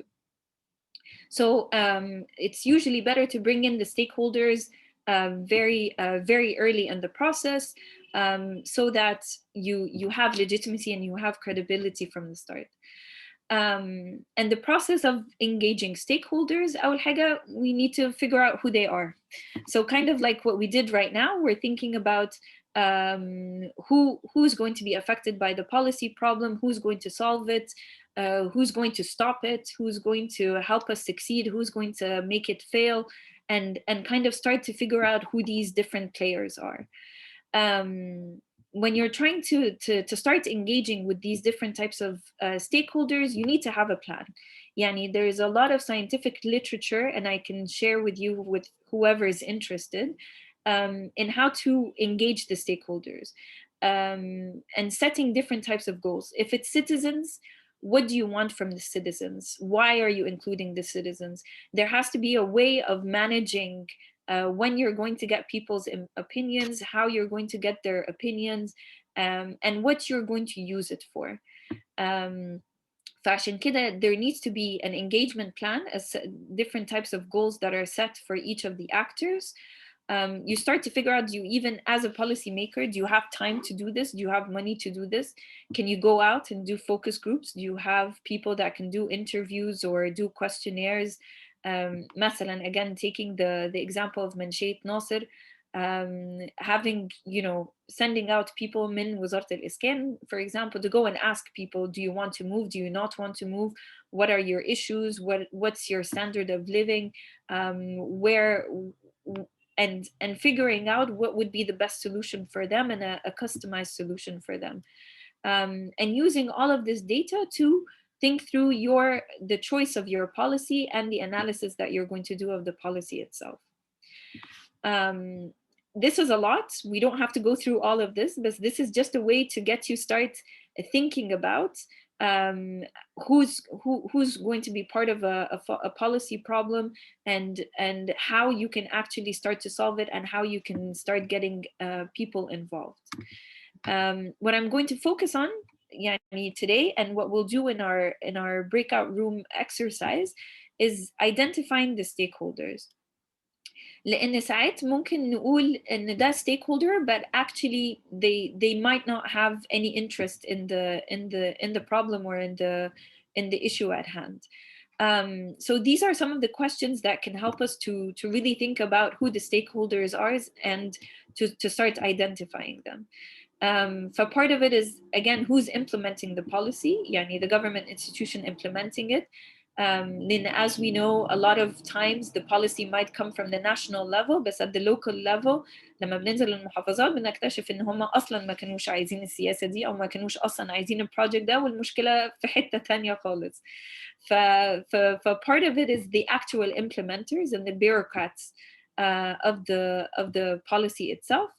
The target groups that you're going to be affected, in directly affecting other target groups. So لو احنا بنتكلم عن education, those directly affected are the students, and those indirectly affected are the families, but they're actually also very much affected, يعني, whether the schools are open, the schools are closed, we need to go digital, and all of these different approaches. Again, looking at between the actors, who's in conflict, who has alliances, who can work with who. Is the government friendly towards NGOs? Does the private sector want to work with NGOs? If they're implementing a lot of different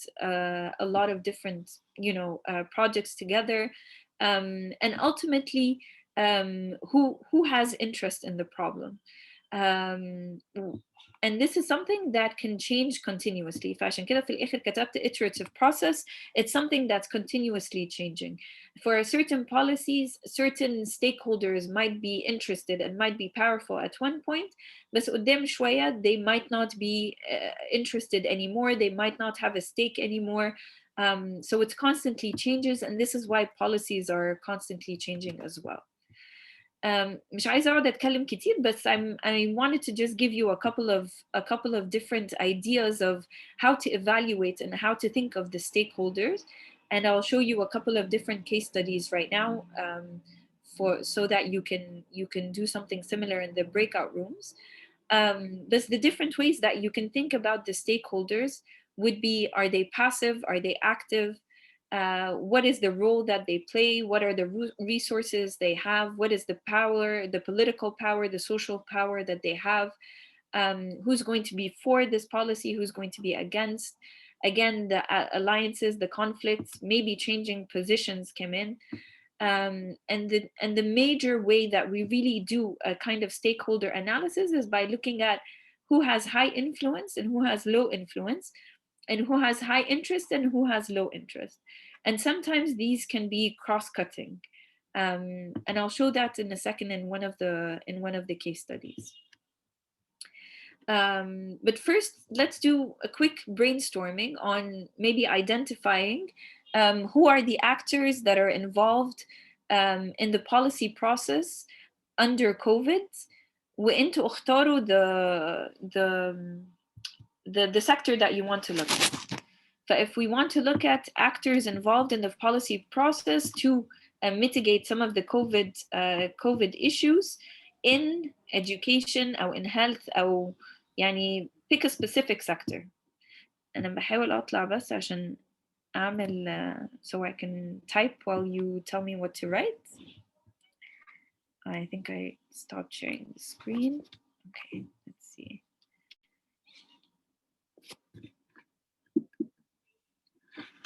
Just conscious of time, come in. We have half an hour to go. About half an hour to go. Okay. So what sector would you want to work on? Education? So we do education or transport? education. حاسة إنها حاجة بتأثر فينا كلنا. Okay.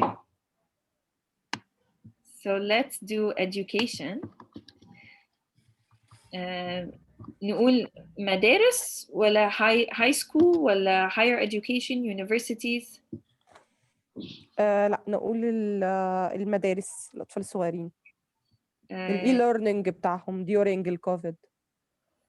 Fantastic. Involved in the policy process to mitigate the COVID pandemic in e-learning of primary students. Okay. Fantastic. مين بقى عنده أي interest or عنده, yes, the stakeholders that are involved in this. If we want to do a policy that's going to help us with the e-learning of primary students. Ministry of Communication. أيوة. أنا هكتب كله and then we evaluate it. Sorry, go ahead. Ministry of Education. Educate. أنت قلت communication ولا education? Communication و education. الاثنين. Fantastic. Okay. Keep going. Maintain. Teachers. Schools. Teachers. Yep. Families. Families.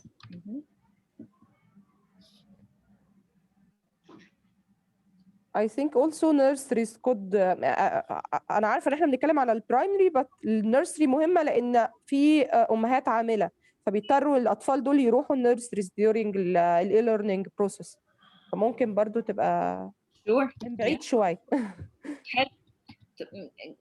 Fantastic إن أنتي بتقولي من بعيد فكده مثلا ممكن نحطهم second level أو third level. ممكن لو direct و indirect والحاجات دي. يبقى نعمل indirect. Okay. عندنا students, media. Fantastic. طب لو عايزين يعني categorize them direct, indirect. I guess Ministry of Communication, Education, Electricity, schools, teachers are direct. Students. Electricity. هو يقصد Ministry of Electricity. Yes. فهي Ministry مش Electricity بس. Okay. Ministry of Electricity. Okay. And this would be a direct stakeholder, you think? أعتقد ده indirect. Okay. Direct ولا indirect؟ نعملها debate. I guess إن هم direct. ماشي. نحط الاثنين. But this is great. It's good to have يعني different ideas and different things. And it depends on what you want to say في الآخر. We can talk about it in a sec. Okay. عندنا في الchat student, teachers, families كل دول direct. Great. Study center. Yes. كنت مستنية حد يقول دول. بالظبط. عايزة أضيف حاجة زي اللي هو السايبرز أو الأماكن ديت بالذات في الرورال ارياس هي أعتقد ليها أهمية كبيرة لأن مش كل الناس عندها كمبيوترز في البيت.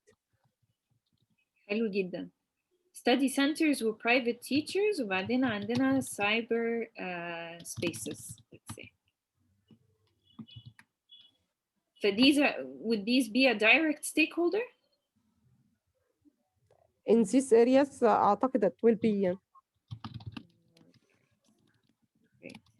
والله in urban كمان يعني. Let me make this smaller.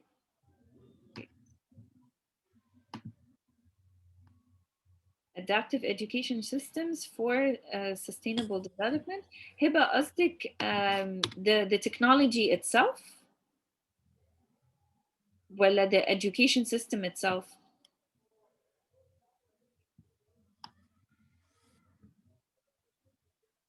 Until هبة okay. النظم نفسها. Okay. So this would be. أعتقد ده هيدخل في الوزارة. جوه الوزارة نفسها صح؟ I would say education systems online platforms بسنت بتاعت الوزارة ولا حاجة زي زوم وكده؟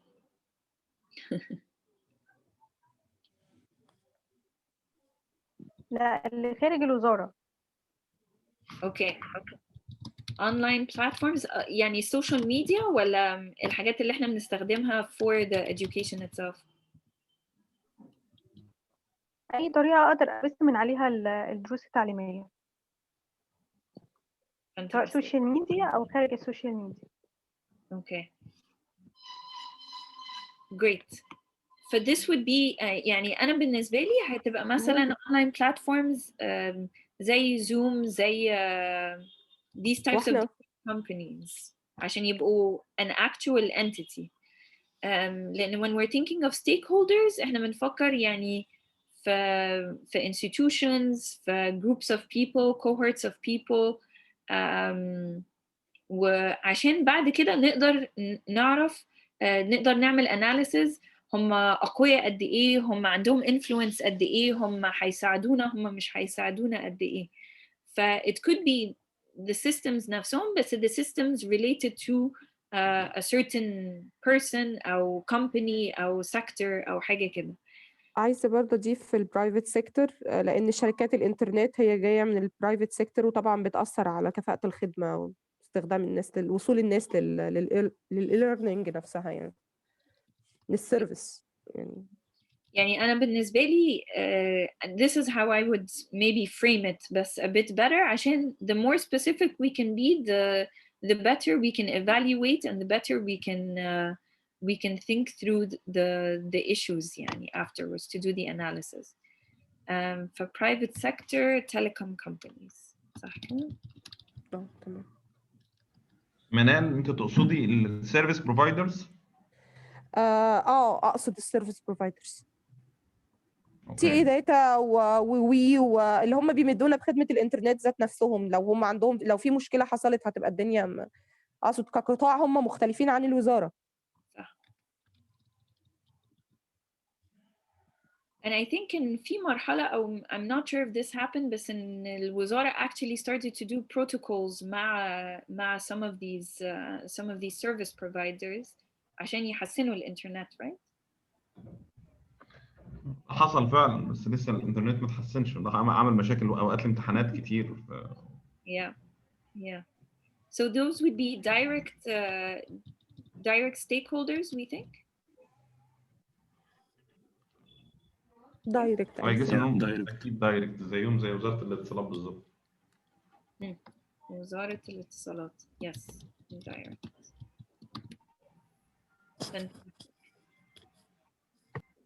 Will study centers will private teachers the direct ولا indirect؟ هم اعتقد يتفصلوا عن بعض، يعني التيتشرز ده دايركت اكيد واحد من الادوات العمليه التعليميه ذات نفسهم، لكن الستادي سنترز اعتقد ان هي يعني المفروض اندايركت لانها بديل عن المؤسسه التعليميه الاساسيه.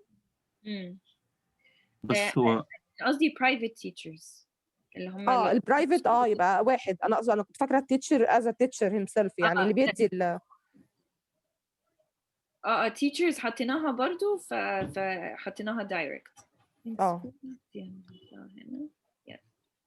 بس الحاجات study centers والprivate teachers you think it's indirect؟ طب كان ممكن عندي سؤال؟ sure.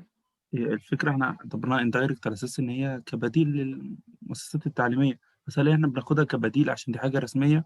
لو على ارض الواقع ما اصبحتش بديل، ما اصبحتش شيء اساسي. هي فعليا كده صح. وفي كذا دايركت او اندايركت في الشات. طب وانا بس عايزه اقول هي الفكره احنا بندرس ايه برضو، هي السكوب بتاعنا، هو احنا كل ما نيجي نبص يعني لازم نبص للسكوب.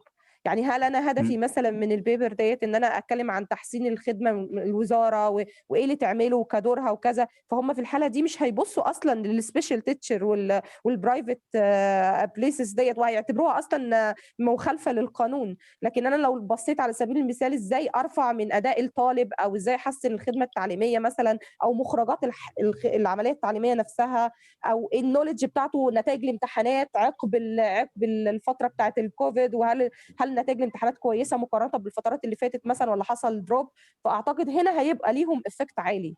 فاعتقد السكوب بيفرق بان احنا نبص هو اندايركت ولا دايركت. دي حقيقة. احنا هنا بنتكلم عن الاي ليرنينج للبرايمري ستودنتس اصلا، يعني احنا اصلا محددين على حته الاي ليرنينج تحديدا، ما اتكلمناش في اي حاجه ثانيه، عشان كده احنا بنحط الحاجات انا دي عارفه كلها بس احنا بنقصد الاي ليرنينج، يعني مش بنتكلم على البروسيس بتاعت العمليه التعليميه نفسها. ايوه ما احنا يعني احنا بنبص للاي ليرنينج بس. ايوه انا عارفه احنا بنبص للاي ليرنينج بس عايزين ايه منها، ده اللي انا اقصده. يعني ايه من الاي ليرنينج ان احنا بنقيمها، هل هي في النهايه مخرجات العمليه التعليميه بعد الاي ليرنينج كويسه، ولا هل بنقيم الوزاره نجحت في انها تعمل اي ليرنينج ديورنج الكوفيد ده؟ مش عارفه، يعني هي السكوب برضو بيفرق. انا معاكي، بس احنا اظن ان احنا بنحاول لسه في البدايه كده نحدد الاكتورز اصلا ايه اللي هيبقوا منخرطين في عمليه الاي ليرنينج نفسها، بناء عليه هنحدد لسه هنشوف بقى البروسيس ايه. لا انا بتكلم على تصنيفه الدايركت والاندايركت، هي تبع السكوب. ايوه انا اقصد احنا تصنيفه الدايركت والاندايركت هي واقفه على السكوب بس بالضبط. لكن مش لكن الستيك هولدرز تمام احنا كان نحط كل الناس، لكن بالظبط. وهي دي كانت الفكره، بس انا سبتها very general at this point عشان بس يعني نحط كل الناس ونعرف ان احنا ما نحطش كل الناس بعد كده. اوكي. ف it depends on زي ما قلتي يا منال the idea of what is our objective, what are we trying to figure out وعايزين نوصل لإيه. فإحنا دلوقتي حطيناها e-learning of primary students just بس as a starting point and a space.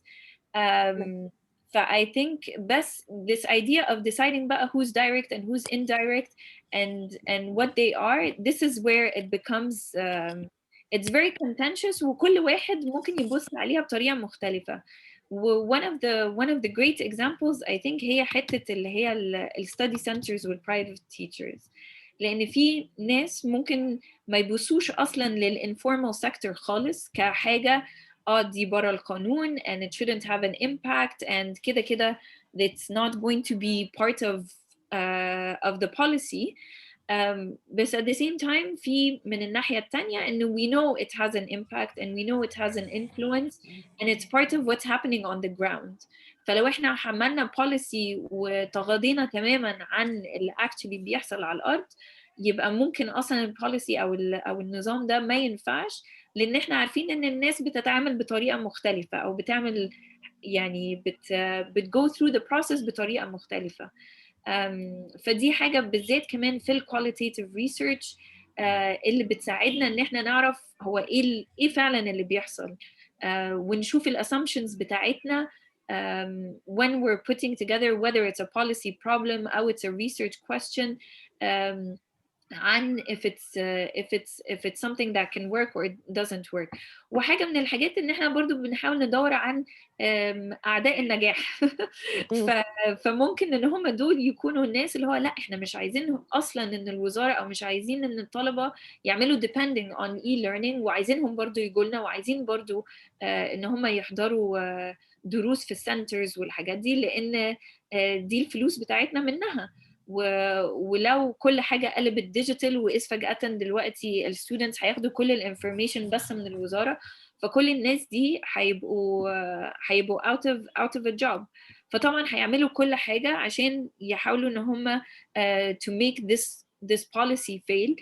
فاحنا لو من الأول خالص we're not involving them or not even taking it into consideration their influence and their power, but this could be something that really limits how we're looking at reality. But definitely, يعني this debate on what's direct and what's indirect, it's a question of approach, it's a question of politics.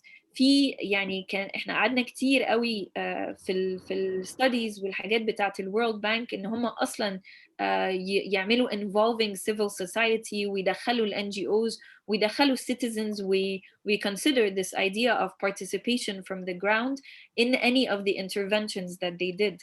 ودي كانت حاجة very a critical point from academia and from civil society against the World Bank, against the IMF, and against a lot of these very big institutions that were using top-down approaches بدل bottom-up approaches.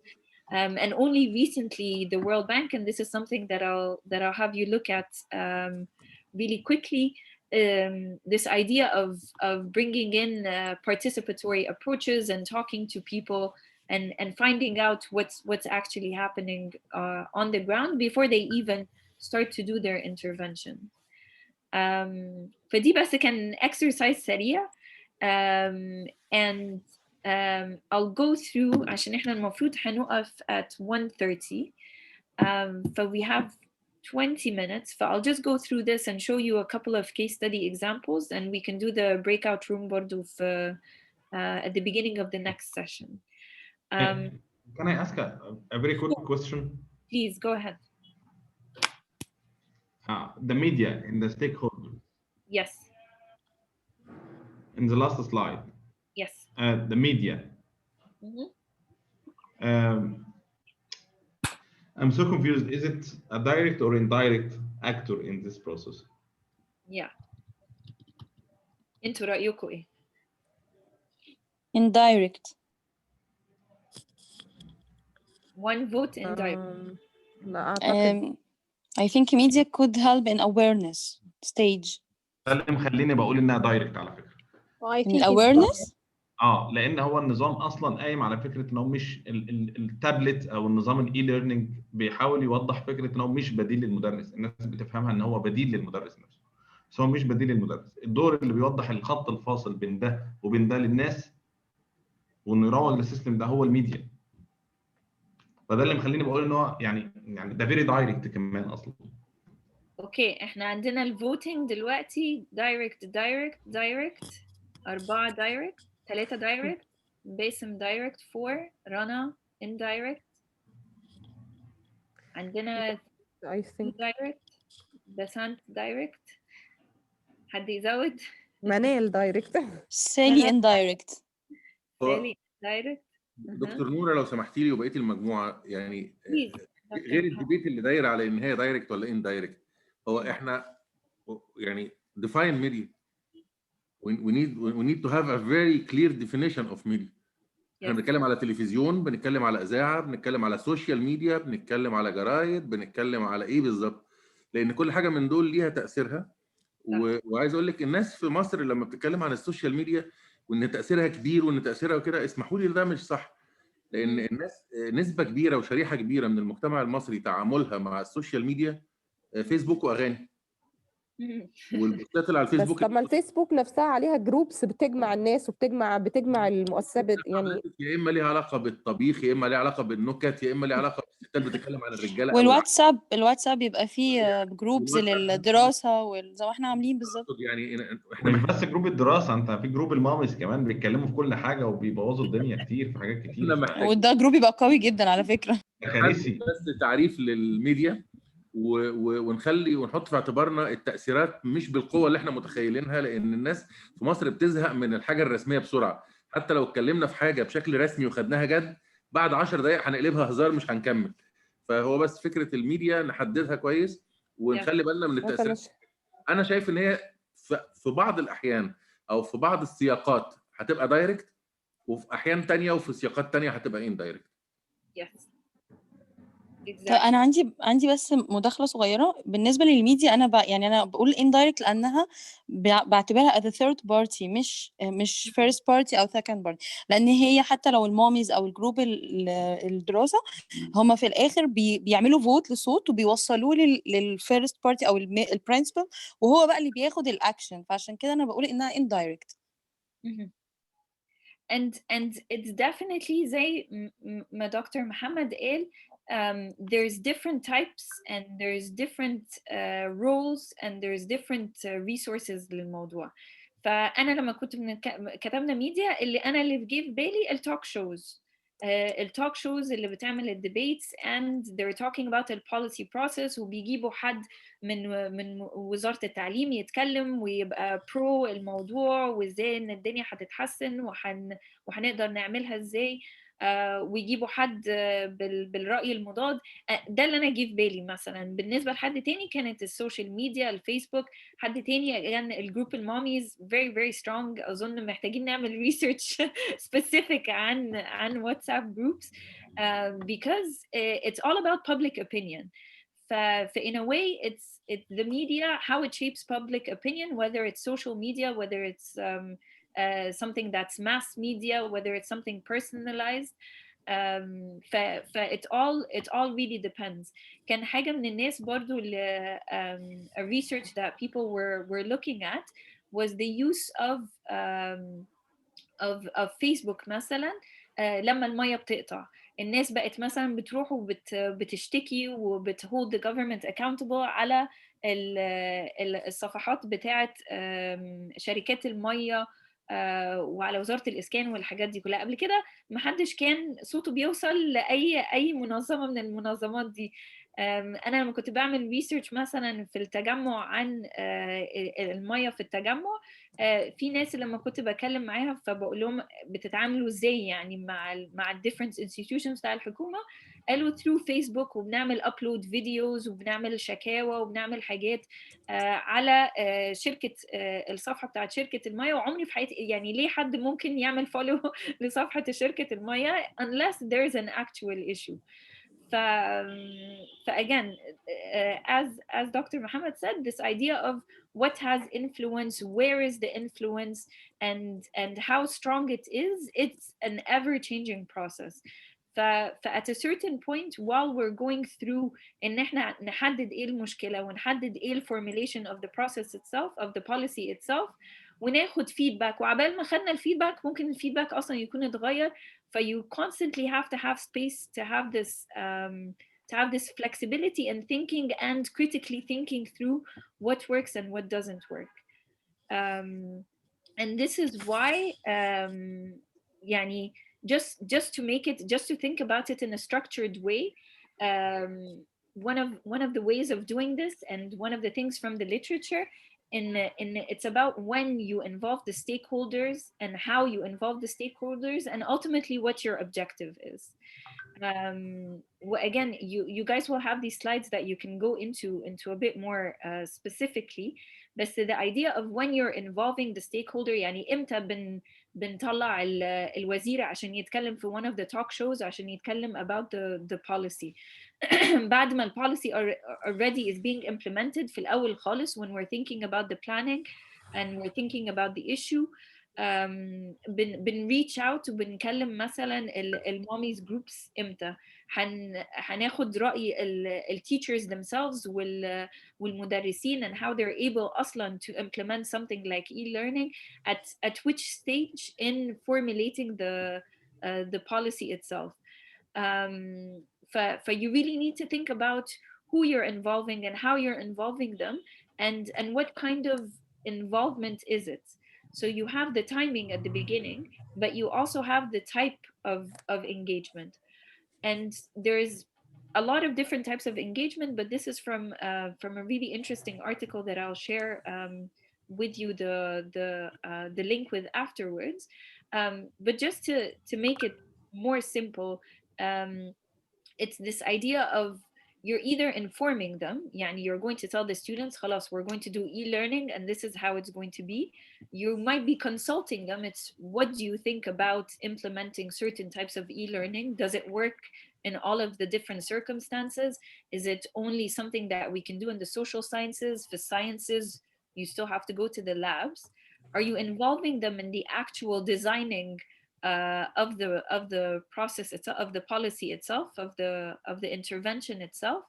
Are you allowing them to collaborate with you, or are you empowering them? Are you giving them voice? Are you allowing them to take ownership of the policy in itself?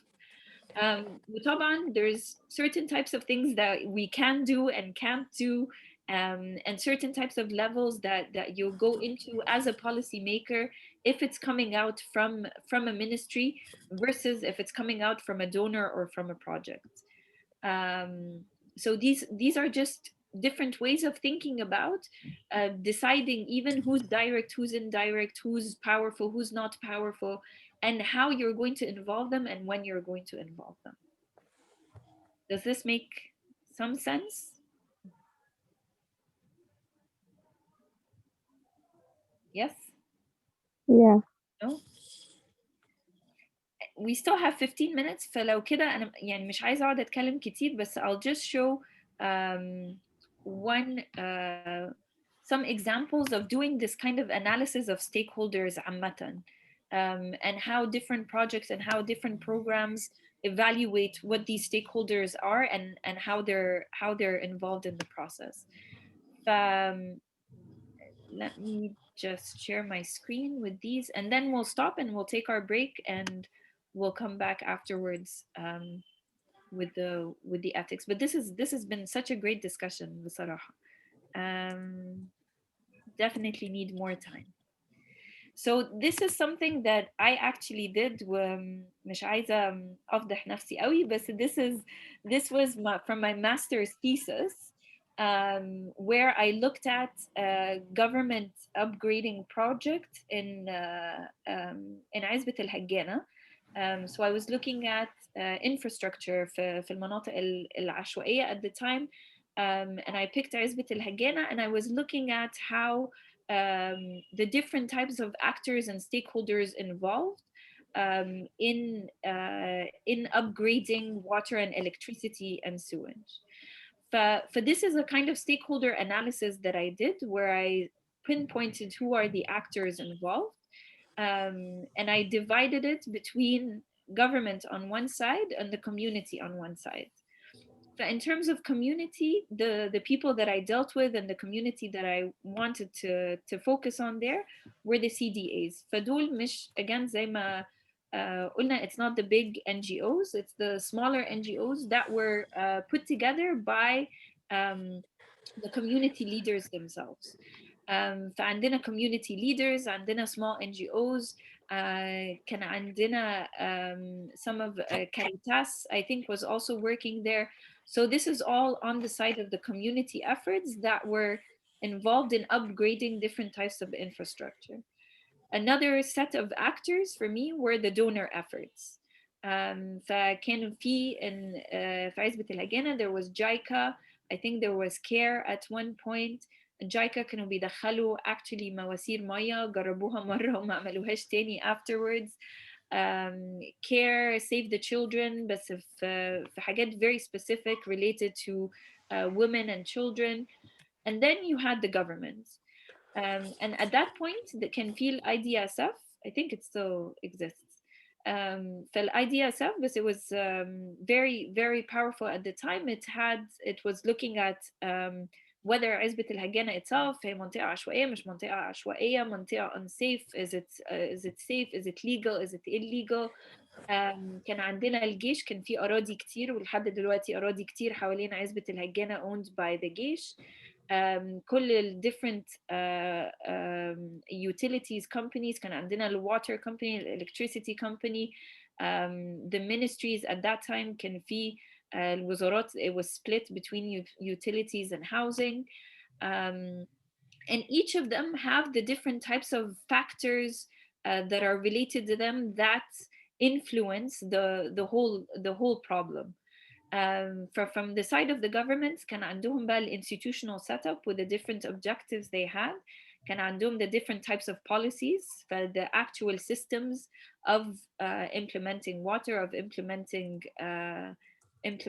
electricity.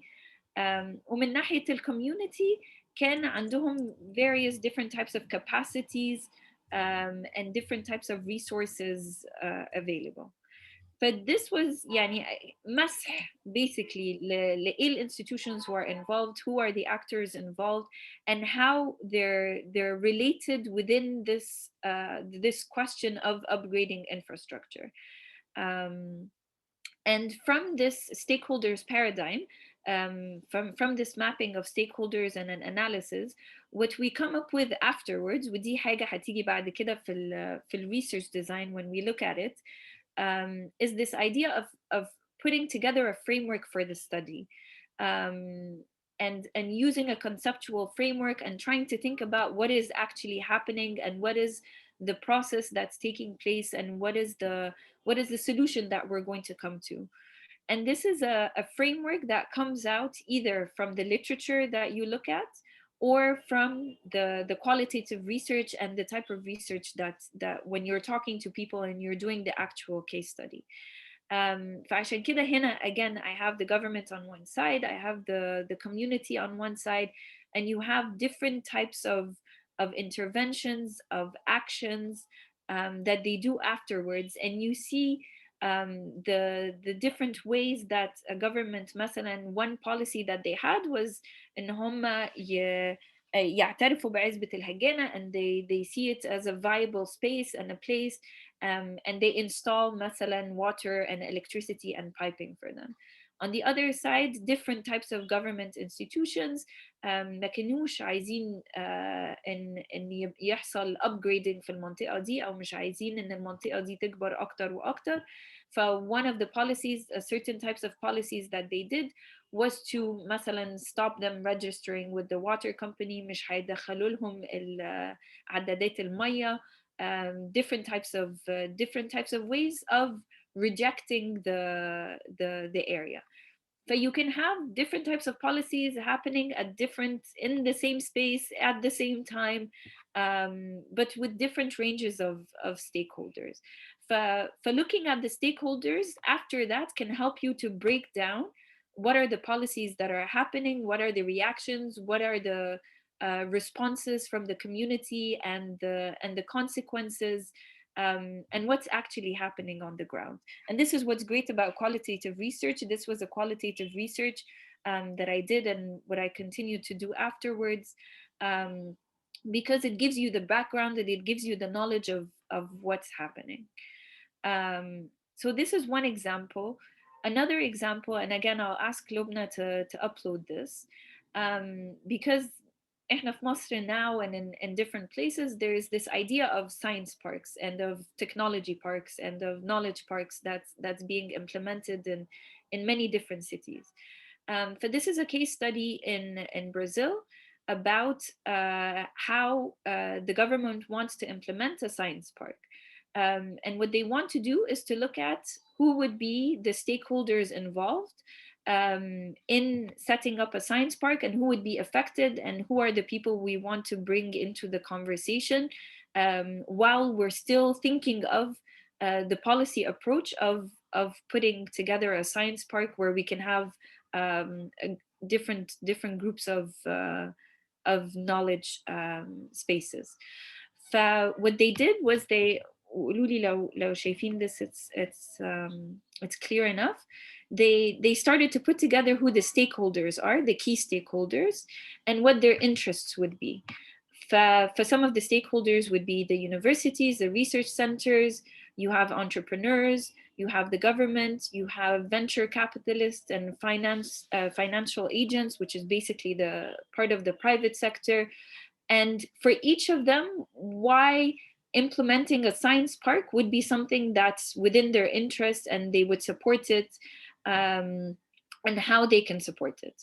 So very simple and very general at this point. فكل universities يعني that are involved, and how they would implement it. For this is one mapping of the stakeholders. Another mapping of the stakeholders is to figure out who has the power and who has the interest. So زي ما كنا لسه بنقول دلوقتي, who has the power to influence, to stop, to make the policy fail, and who's interested in the policy عامة. يعني it doesn't mean that they might have power, they might not have any power, but they are interested in the policies themselves. فحد يكون عنده high power و high interest, these would be key stakeholders. حد عنده high power but low interest, أهم حاجة that we keep them informed and we keep them satisfied and they are made to feel that they're part of the process. Now حد عنده low power with low interest, we're not going to put too much power, too much يعني effort into bringing them on board and making them part of the engagement process. If they have low power and high interest, then we would need to keep them informed and keep them updated, and it would be one of the simpler forms of engagement عامة. So let's see if they put it together at the end. Yes, so they put together exactly, they started talking about exactly who the stakeholders are. They were going to implement this science park in Sao Paulo. So they started to bring together, I think this is one of the government stakeholders. USP is the university. You have the municipality, you have a specific government institution again. This I think was one of the universities or research centers, and then you have the private sector. And then you start to give them different levels, how powerful they are, how interested they are. And based on that, this is one way of doing yani, stakeholder analysis. And based on that, they plotted it, I think somewhere, let me double check. Yeah, they plotted the different stakeholders and who would be interested in this science park. This shows you the ways of how to engage these stakeholders, what types of engagements you need to do. لازم نقول لهم على الموضوع من الأول. Do we need them to know later? Are they important that I have to reach out to make sure that the policy would succeed or not succeed? And so one way of doing this is through the power interest paradigm. So this is again a bit more simple way of looking at it. Like we said from the very beginning, the simpler you have the policy problem, the more specific it is, the better, so that you can have a specific number of stakeholders and then a specific range of how you're going to engage them afterwards. This is another, I'll do one more example and then we can stop. This was, yes, from the World Bank, one of the ways in which they, tools of how they list and how they categorize stakeholders. So again, the way that they want to look at the different stakeholders is through their influence, their importance, their interests, impact, power, resources, and how legitimate and urgent they are. So some of the different stakeholders, we've already kind of been through this. You have government policymakers, the staff, that's the bureaucrats implementing the projects, the target groups, people who would be negatively affected, civil society, donors, or other external stakeholders. And when you start to list them, then you start to talk about how much power they have to either support or be against the reform, how important they are, and how interested they might be. And some people might have a lot of power, but actually they're not very interested in the policy, وكده كده مش هيبقى فرق معاهم in you put it in or not. Again, we do the high importance, low influence kind of analysis. And this one was about land reform in Zambia. So this was the World Bank was coming in and was going to implement different types of land reforms. And these were some of the stakeholders that came out. In terms of government and state, private sector, and civil society. Civil society is very interesting. You talk about the chiefs. We're in Zambia, we're in Africa, tribes are a big issue. So you have the chiefs who are very important. You have landless people. You have people from different types of groups, such as the farmers, the local NGOs, the international NGOs. You have ethnic groups. Private sector, you have different types of farmers. You have the banks, donors, طبعا USAID, and all of the different big donors. And within the government, you start to تفكك who is the government that's going to be interested and responsible for some of the issues and how the policy is going to go. And again, you start plotting it based on how influential they are, if they're going to be supportive, if they're going to be opposed. And you start based on your analysis of who these stakeholders are and how much power they have and how much influence they have. You start to put together how you're going to engage with them afterwards. بس كده معلش. It was a bit heavy, this part with the examples, but I think it becomes clearer and it gives you a different way of thinking about things when we have very concrete case studies. Are there any questions before we go to the break? معلش, I know this was a 2 hours intense. والله كنت عايزة أدي break في النص, بس the discussion became very interesting. Any questions before we break? شكرا. كله نام خلاص. Okay. Great. شكرا. Sounds good. خلاص, let's break now and we'll come back for 2 o'clock. And please come back 2 exactly. عشان هيبقى فاضل لنا ساعة بس so we can get through the final session وعشان فعلا نخلص at 3. Thank you so much. See you at 2.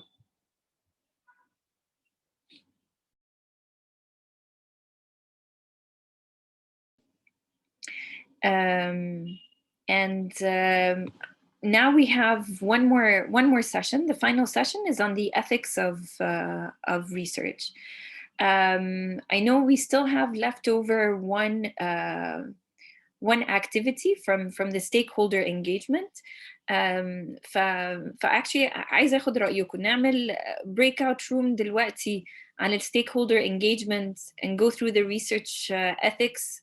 ونعمل another quick breakout room في الآخر عشان research ethics, ولا should we combine them في الآخر? Up to you. Who's for 2 different activities? انا وجهة نظر ان احنا نجمع نكومباين الاثنين في الاخر افضل بحيث نتدرب على حاجتين في وقت واحد يعني. Perfect. ادي واحد. هبه نفس الكلام. ندمجهم برضو، انا رأيي كده. اوكي خلاص شكلها كده consensus ندمج. Perfect. Okay.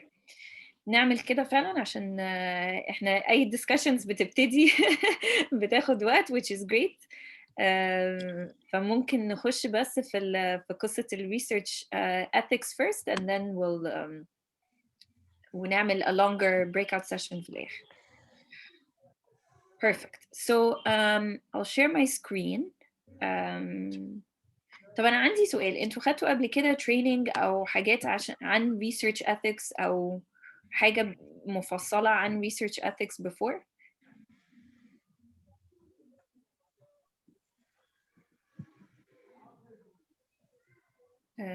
بشكل تفصيلي بصراحة لا، ما أظنش.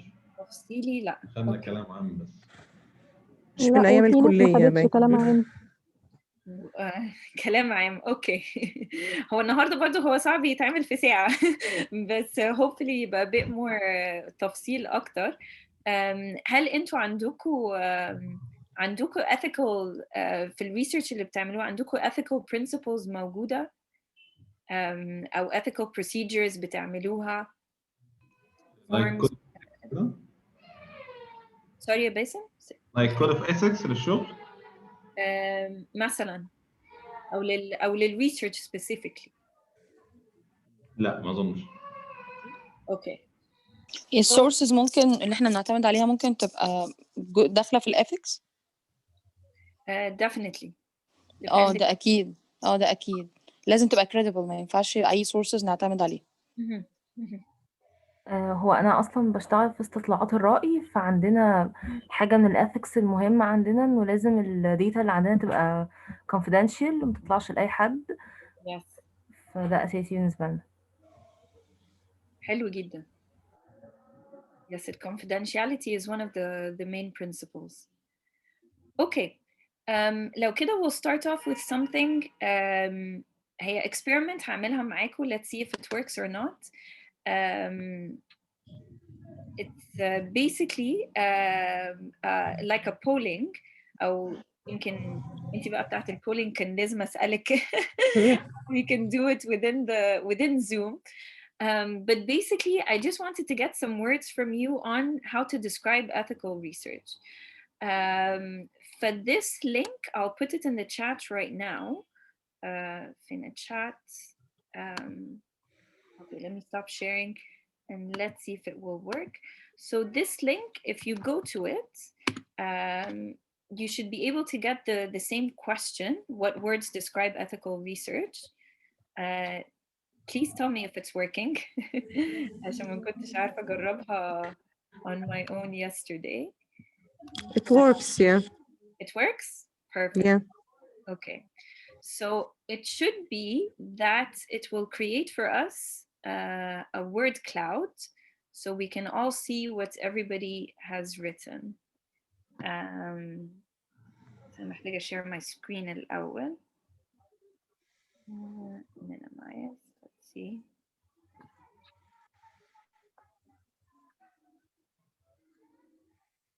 Yes, it's coming through. Okay, let me share my screen. So one of my students did this in one of the classes. I'm taking it from her. Thank you, Mariam.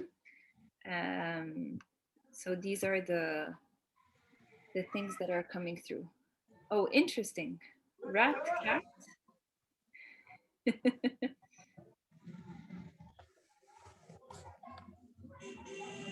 Confidentiality, paper, objectivity, secrecy, honesty, intellectual property, unbiasedness, fantastic. Let's do 2 more minutes and then we'll stop. مفيش غير 4 بس اللي عملوا so far.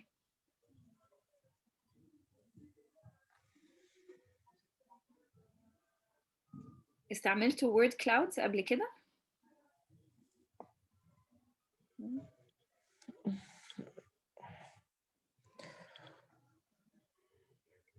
Some people are saying something in the chat. Let me have a check. Nope.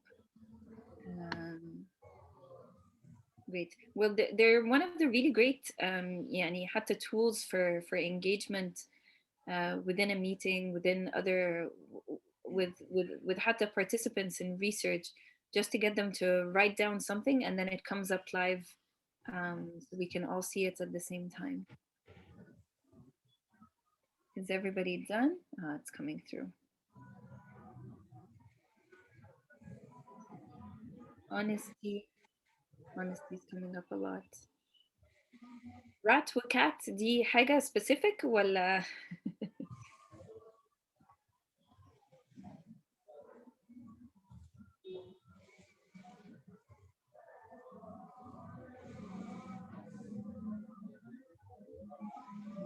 Okay, let's do 2 more minutes and then we'll stop.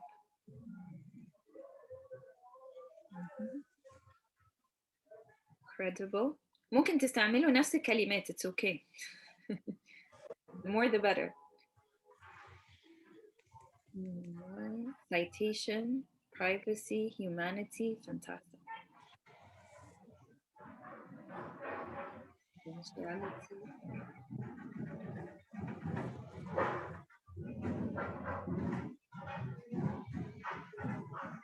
Beneficence.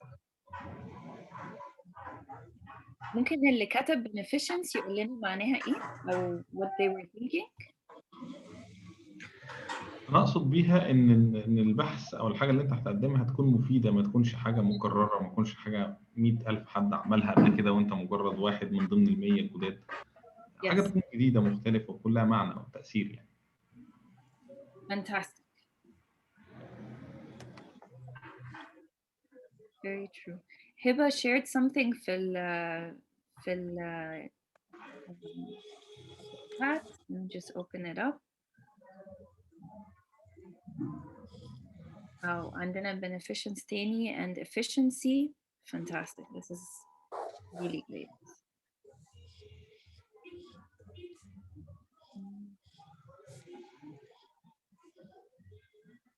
خدت لنا screen shot. Thank you. لو حد ينفع يعمل screen shot في الآخر that would be perfect. بعد ما كله يزيد. Okay. I'm going to leave it open anyways if you want to keep adding. وممكن في الآخر ناخد screen shot. Thank you so much هبة.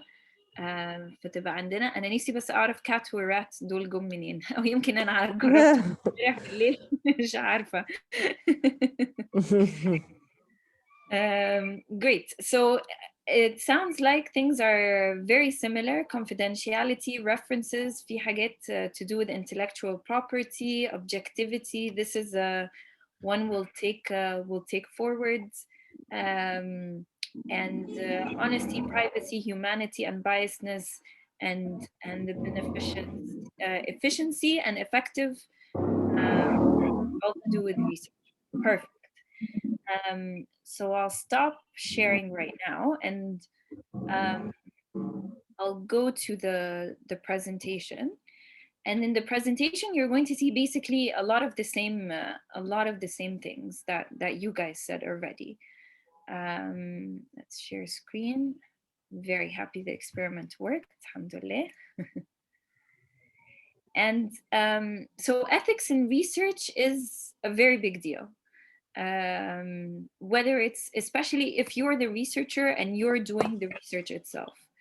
In different institutions and in different spaces, طبعا يعني there's a spectrum on how to do ethical research and how things are being gathered, and what's right and what's wrong, basically.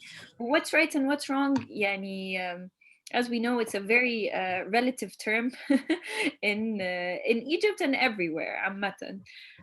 But if we're looking at research as a way of collecting data and of collecting information, and if we're doing it whether with people or through papers and literature and looking at numbers and statistics, في ethical considerations across both qualitative and quantitative methods. And some of the main kind of points that come up, and we'll go into them in a bit more detail in a second. One, this idea of having voluntary participation. If we as qualitative researchers, let's all pretend we're qualitative researchers for a second, and you're going out and you want to talk to a community, you want to find out more information from different sectors, from different places, and you want to go and have interviews with people, this is not journalism. احنا مش صحفيين داخلين and we're going to force people to tell us our story ونحط الميكروفون في وشهم وكده. No, this is where you're going in and you want to gather information and you have a certain research question, a certain policy problem, and you want to find out from the ground what's happening. But you can't talk to the people on the ground without them wanting to be a part of this. فحتى even if you're carrying out household surveys as a quantitative research method ومعاكوا questionnaires and you're going in في قرية في نجع في حارة, some people might take part and some people might not take part, and it should be up to them. Not forcing people into the research is one of the basic considerations يعني of what's ethical and what's not. A second kind of important point is this idea of not harming the participants, and also being a benefit to them. So this is a contentious one, and we'll go into it in a bit more details in a second. But this idea of, for example, if we're going to go in and evaluate a US aid project or program, and the participants and the beneficiaries are not happy, and we get that information and we write it out in an evaluation report or in the final report, and it's going to be something, for example, that is going to affect them in getting any kind of aid in the future. It might harm them, you know, from the people who were involved in the project, then it's something that we need to think about. You want to try to collect the information and collect the data and show the reality on the ground. But the main thing is that the research that you do does not harm the people that you talk to. At the same time, the idea of something being beneficial or not, and it's something that came out in our word cloud, there's a benefit to knowledge.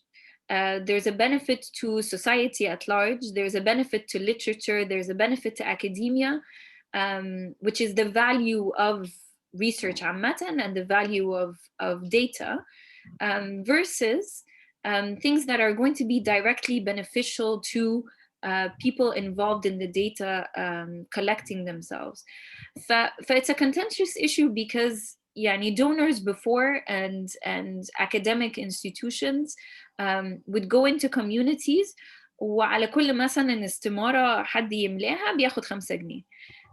Some institutions say this is wrong. Some institutions say, no, we're taking time from participants. We're taking time and energy, and they could be going somewhere else and gaining money and doing their job or something. But احنا researchers are coming in and taking from their time and from their efforts, so they need to be compensated. فالقصة دي يعني it's very contentious. There's debate. It depends on what you're doing, how you're doing it, and what kind of benefits you're giving. And in the end, if you are giving people benefits, then it should be equal and it should be fair. And maybe some of you have come across this. One of the types of research approaches is called the randomized control trial. And this is something that came from the sciences and the medical sciences, and now it's being applied a lot in social research as well.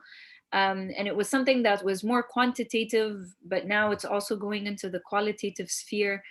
I think حتى Sawiris Foundation are implementing some of the RCTs with the I think it's the Poverty Lab, the Jamil Poverty Lab, which started off at MIT with some of the very famous economists who I think they won the Nobel Prize for economics 2 years ago.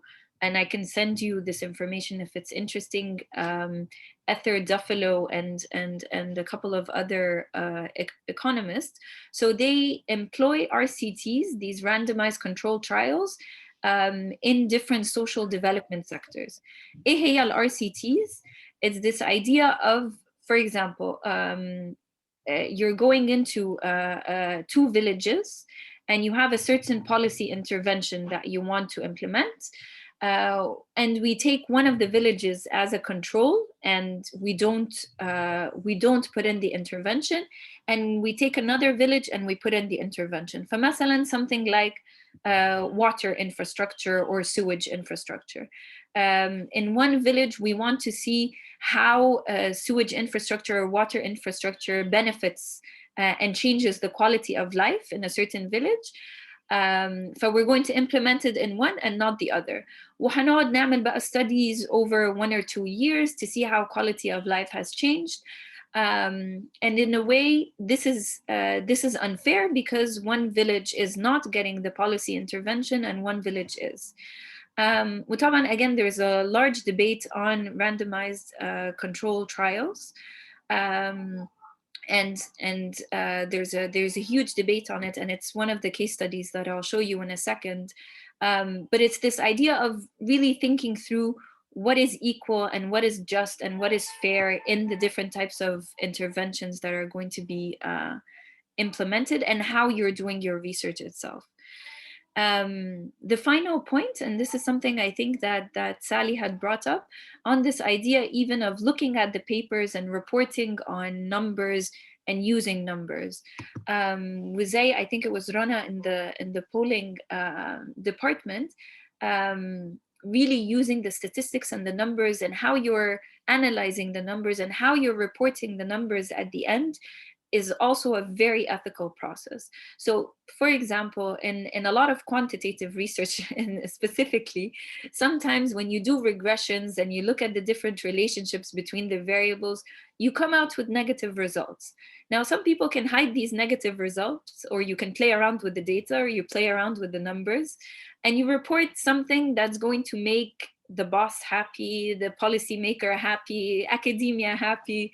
And that has a lot of issues with it. So طبعا يعني this is again the theory. Pragmatically, we're in a very different space, but the idea is to really report the full set of results and to have a complete and holistic understanding of where the research is and where it's and what results came out. For the main ethical principles in research, again, this is mostly qualitative research, and this is where you're going out and you're talking to people and you're researching certain types of issues. This idea of consent. And this comes from what we just talked about in the voluntary participation. People should know that they're being researched. فمثلا there's certain types of research لو قررتوا ان انتوا تروحوا تقعدوا في I don't know ميدان الأوبرا and to look at كل الميكروباصات اللي بتعدي ونعد كم ميكروباص بيعدي وعشان نعرف قد ايه ناس بيركبوا public transport الساعة 12 الظهر, for example.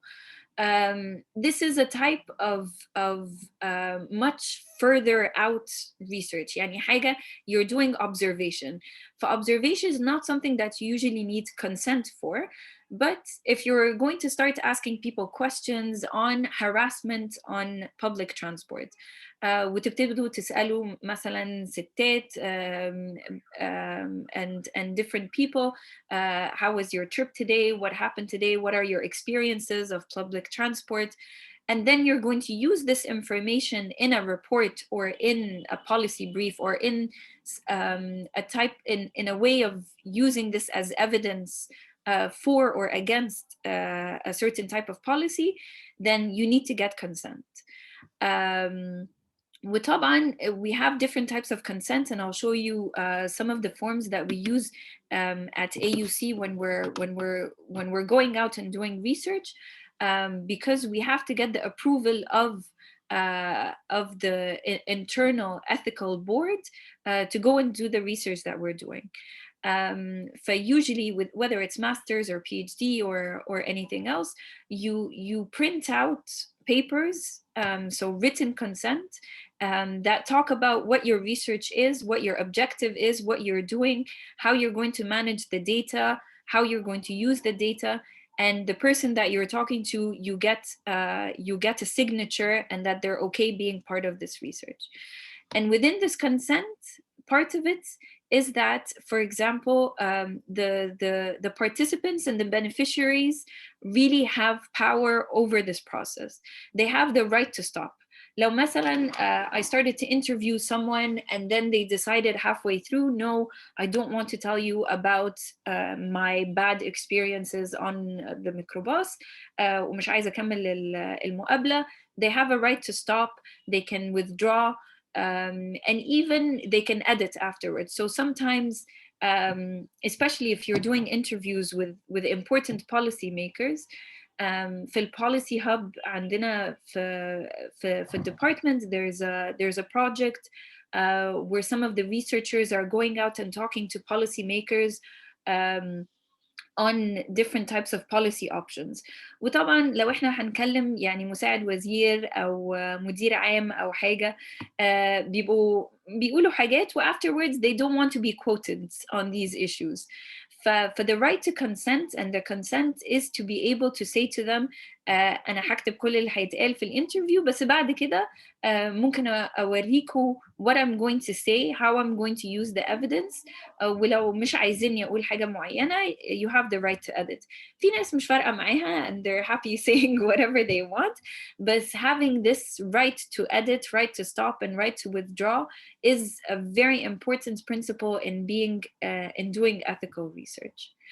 The part in the middle طبعا يعني from our side as researchers, and especially if we're working in the government, لما بنروح and we're starting field work and we're starting to do a research in an area, sometimes you might not want to say the full truth of what you're researching.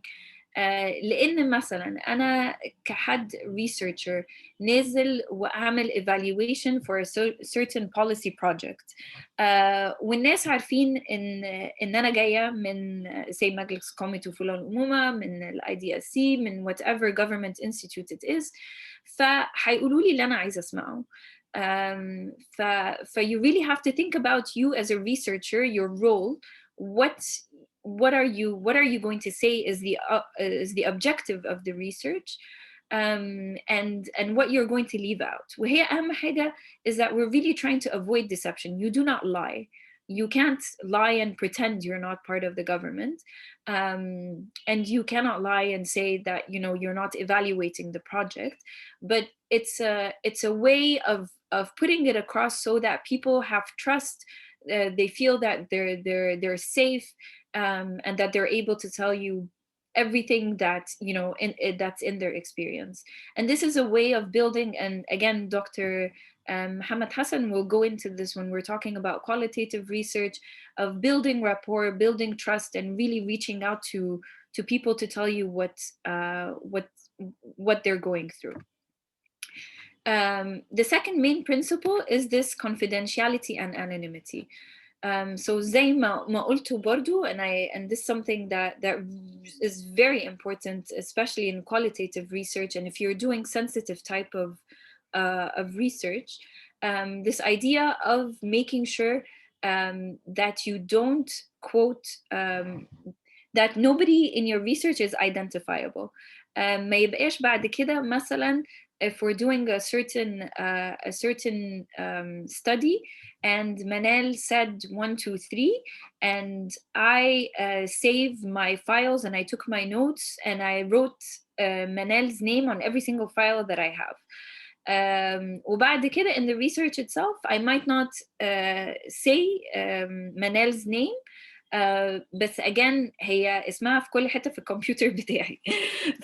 For this idea of making sure that everything is confidential, and where you're storing the data, where you're storing transcripts, where you're storing the questionnaires, the surveys, and making sure that you anonymize. And you anonymize the identity, يعني first name, last name, even age, position, place of work, and settings. So this is the settings that people can figure out who this person is. فلو مثلا احنا قلنا yes حد من IDSC who's been there for 17 years وهي ست بس مش هنقول اسمها بس احنا عرفنا هي مين. ف this is something and it's an identifiable characteristic. So when you're anonymizing and you're making things within your research not be clear who the person is, so you don't associate the issues that are being written with people, it's very, very important for كل steps of data collection, from the collection itself to the storage to the security and even in the writing up. حتى ساعات لما حد ممكن يقول لا استعملوا اسمي عادي ما فيش مشكلة, from civil society, from politicians, from policymakers, but you know that if the way that you're writing out the report or the way that the report has been written, it could cause some kind of harm to the person. So sometimes even they told you that they don't need to be anonymous, you might need to make them anonymous yourself. And this is the role of the researcher, and this is the very thoughtful, reflective process of what's right and what's wrong and how to do it and what not to do. The final point, and this is something that's really coming up a lot in academic research and some of the policy research, especially with the World Bank and a lot of donor practices, is this idea of respect for participants. في ناس يعني within and you've probably seen this within projects, within policies, احنا بنتكلم عن الناس, عن الشعب, using different types of terminology. They could be subjects, they could be beneficiaries, they could be targets, they could be participants. And really how you think of the end result and the end beneficiaries who are going to be benefiting from a certain policy is a very ideological, and it's a very specific approach of how you're dealing with people. وطبعا within qualitative and quantitative research there's a big difference. In qualitative research and ethnographic research, where sometimes researchers go and live in the area that they're looking at for months, you're going to the same community over a couple of years, and you're really trying to build trust, rapport, and very long-term relationships. So in this kind of paradigm, in this kind of relationship, it's really about being a very participatory approach. مش بس عشان احنا researchers أو باحثين أو we think we know more or we've been taught in a certain way and we have access to certain types. When we go out and we go into some of these communities, we're not the experts, they're the experts. And this has been kind of the major critique of some of these donors who think, because in India, when we implemented a certain type of policy, for example, in health, لو جينا عملناها في مصر أكيد هتنجح وطبعا هي صح ودي أحسن طريقة إن إحنا نتعامل بيها مع the issues. That's not how it is. For this idea of really being a collaborative process and a collaborative relationship with the people that are going to eventually benefit from a project, from an intervention, from a policy is very important. And these participatory approaches, again, we'll talk about a bit more when you're looking at, you'll see a bit more when you're looking at research design and how to design the research in a participatory way if the question and the problem itself call for it. Again, within fieldwork, if you're going out and you're building a conversation with a certain community in a certain geography, for example, you need to think about the social contract that you're actually trying to build. طبعا these are the main ethical considerations when we're looking at communities normal between brackets communities, but different types of categories have additional ethical considerations. For example, لو عايزين نروح نعمل research عن الطلبة في المدارس under COVID وعملوا ايه مع e-learning. بيبقى فيه additional principles of how to do research with children. Research with children أصعب نوع research، وأصعب research إن أنت أصلا تاخد عليها okay إن أنت تروح تعملها. The same with the at-risk communities. مثلا if there's going to be research done with people who are victims of domestic abuse, people who lost people مثلا under COVID, doctors, nurses, people that are at risk and this risk, it doesn't have to be يعني حاجة physical, it can also be emotional. For thinking يعني these all have extra levels of ethics that need to be thought about. The last point that I'll make, and then we can go straight into the activity, and it's something again that's being brought out more in the literature now, فكرة positionality. And positionality means, especially in qualitative research,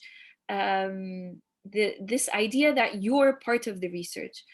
I think حد كان كتب كلمة objectivity when we were looking at the word cloud.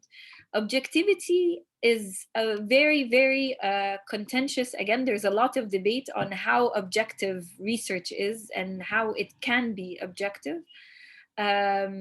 Because especially in qualitative research, you really are part of the research process.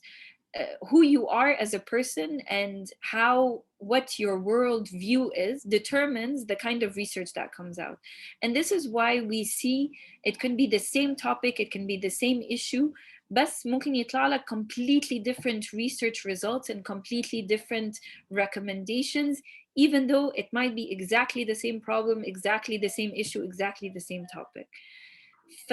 For this idea of positionality, أنا كresearcher هبص على الدنيا إزاي as a woman, as a man, based on class, based on politics, based on religion, and versus برضو نفس الحكاية of certain government institutions. حاجة زي المية, again coming from my field of study, اللي وزارة الإسكان هتقوله مختلف تماما عن شركة المية، مختلف تماما عن الميونيسيباليتي اللي هيقولوه في التجمع أو في المدن الجديدة عن يعني توفير المية for example، أو المية هتقطع إمتى، مختلف تماما عن اللي بيحصل جوه القاهرة. فهي نفس المشكلة ونفس الissue، بس different institutions and different institutions that have different backgrounds will come at this in different ways. قصة زي مثلا السوشيال هاوزنج اللي احنا كنا تكلمنا عليها في الأول.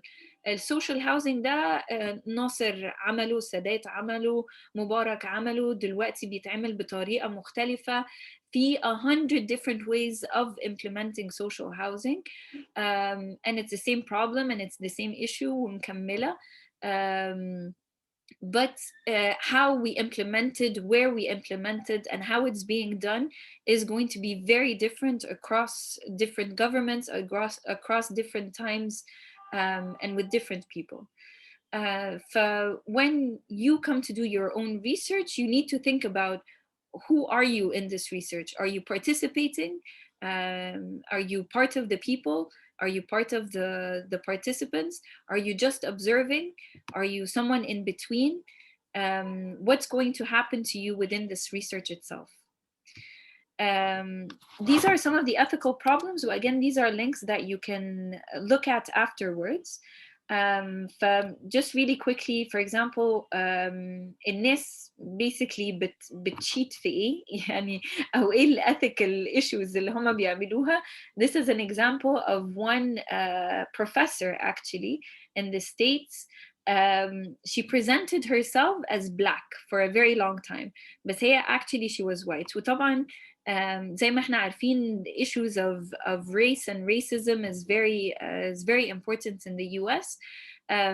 فإن a professor بقالها 20 سنة بتمثل basically إنها black, but actually she's white. It has يعني it was a huge scandal for a while. Another type of ethical problem could be in using fake data and looking at and compiling data that's actually fake and not real. at the same time بقى في اللي هي الحتة اللي هي the gray area of making the data fit and using different numbers just to appeal to a certain question or to a certain policy. In the digital age طبعا بقى عندنا مشكلة again as you all mentioned the privacy, the data privacy, social media data. مثلا لو هنيجي نعمل research on the impact of social media under COVID and the isolation and the depression of different individuals. وناس كتير بتكتب حاجات كتير مثلا في groups وgroups ممكن تكون public groups أو مفتوحة. بس هل أنا ينفع أكوت البيرسون واستعمل اسم الشخص ده عادي من غير ما أعمل anonymization أو يبقى فيه confidentiality أو how does that work? So these are some of the issues that come up under some of these digital conditions that we're living in now. I'm going to stop here and I'll take what's next. Yes, so I'll take a couple of questions. Let's do questions and then let's do our breakout room. So I'll stop sharing for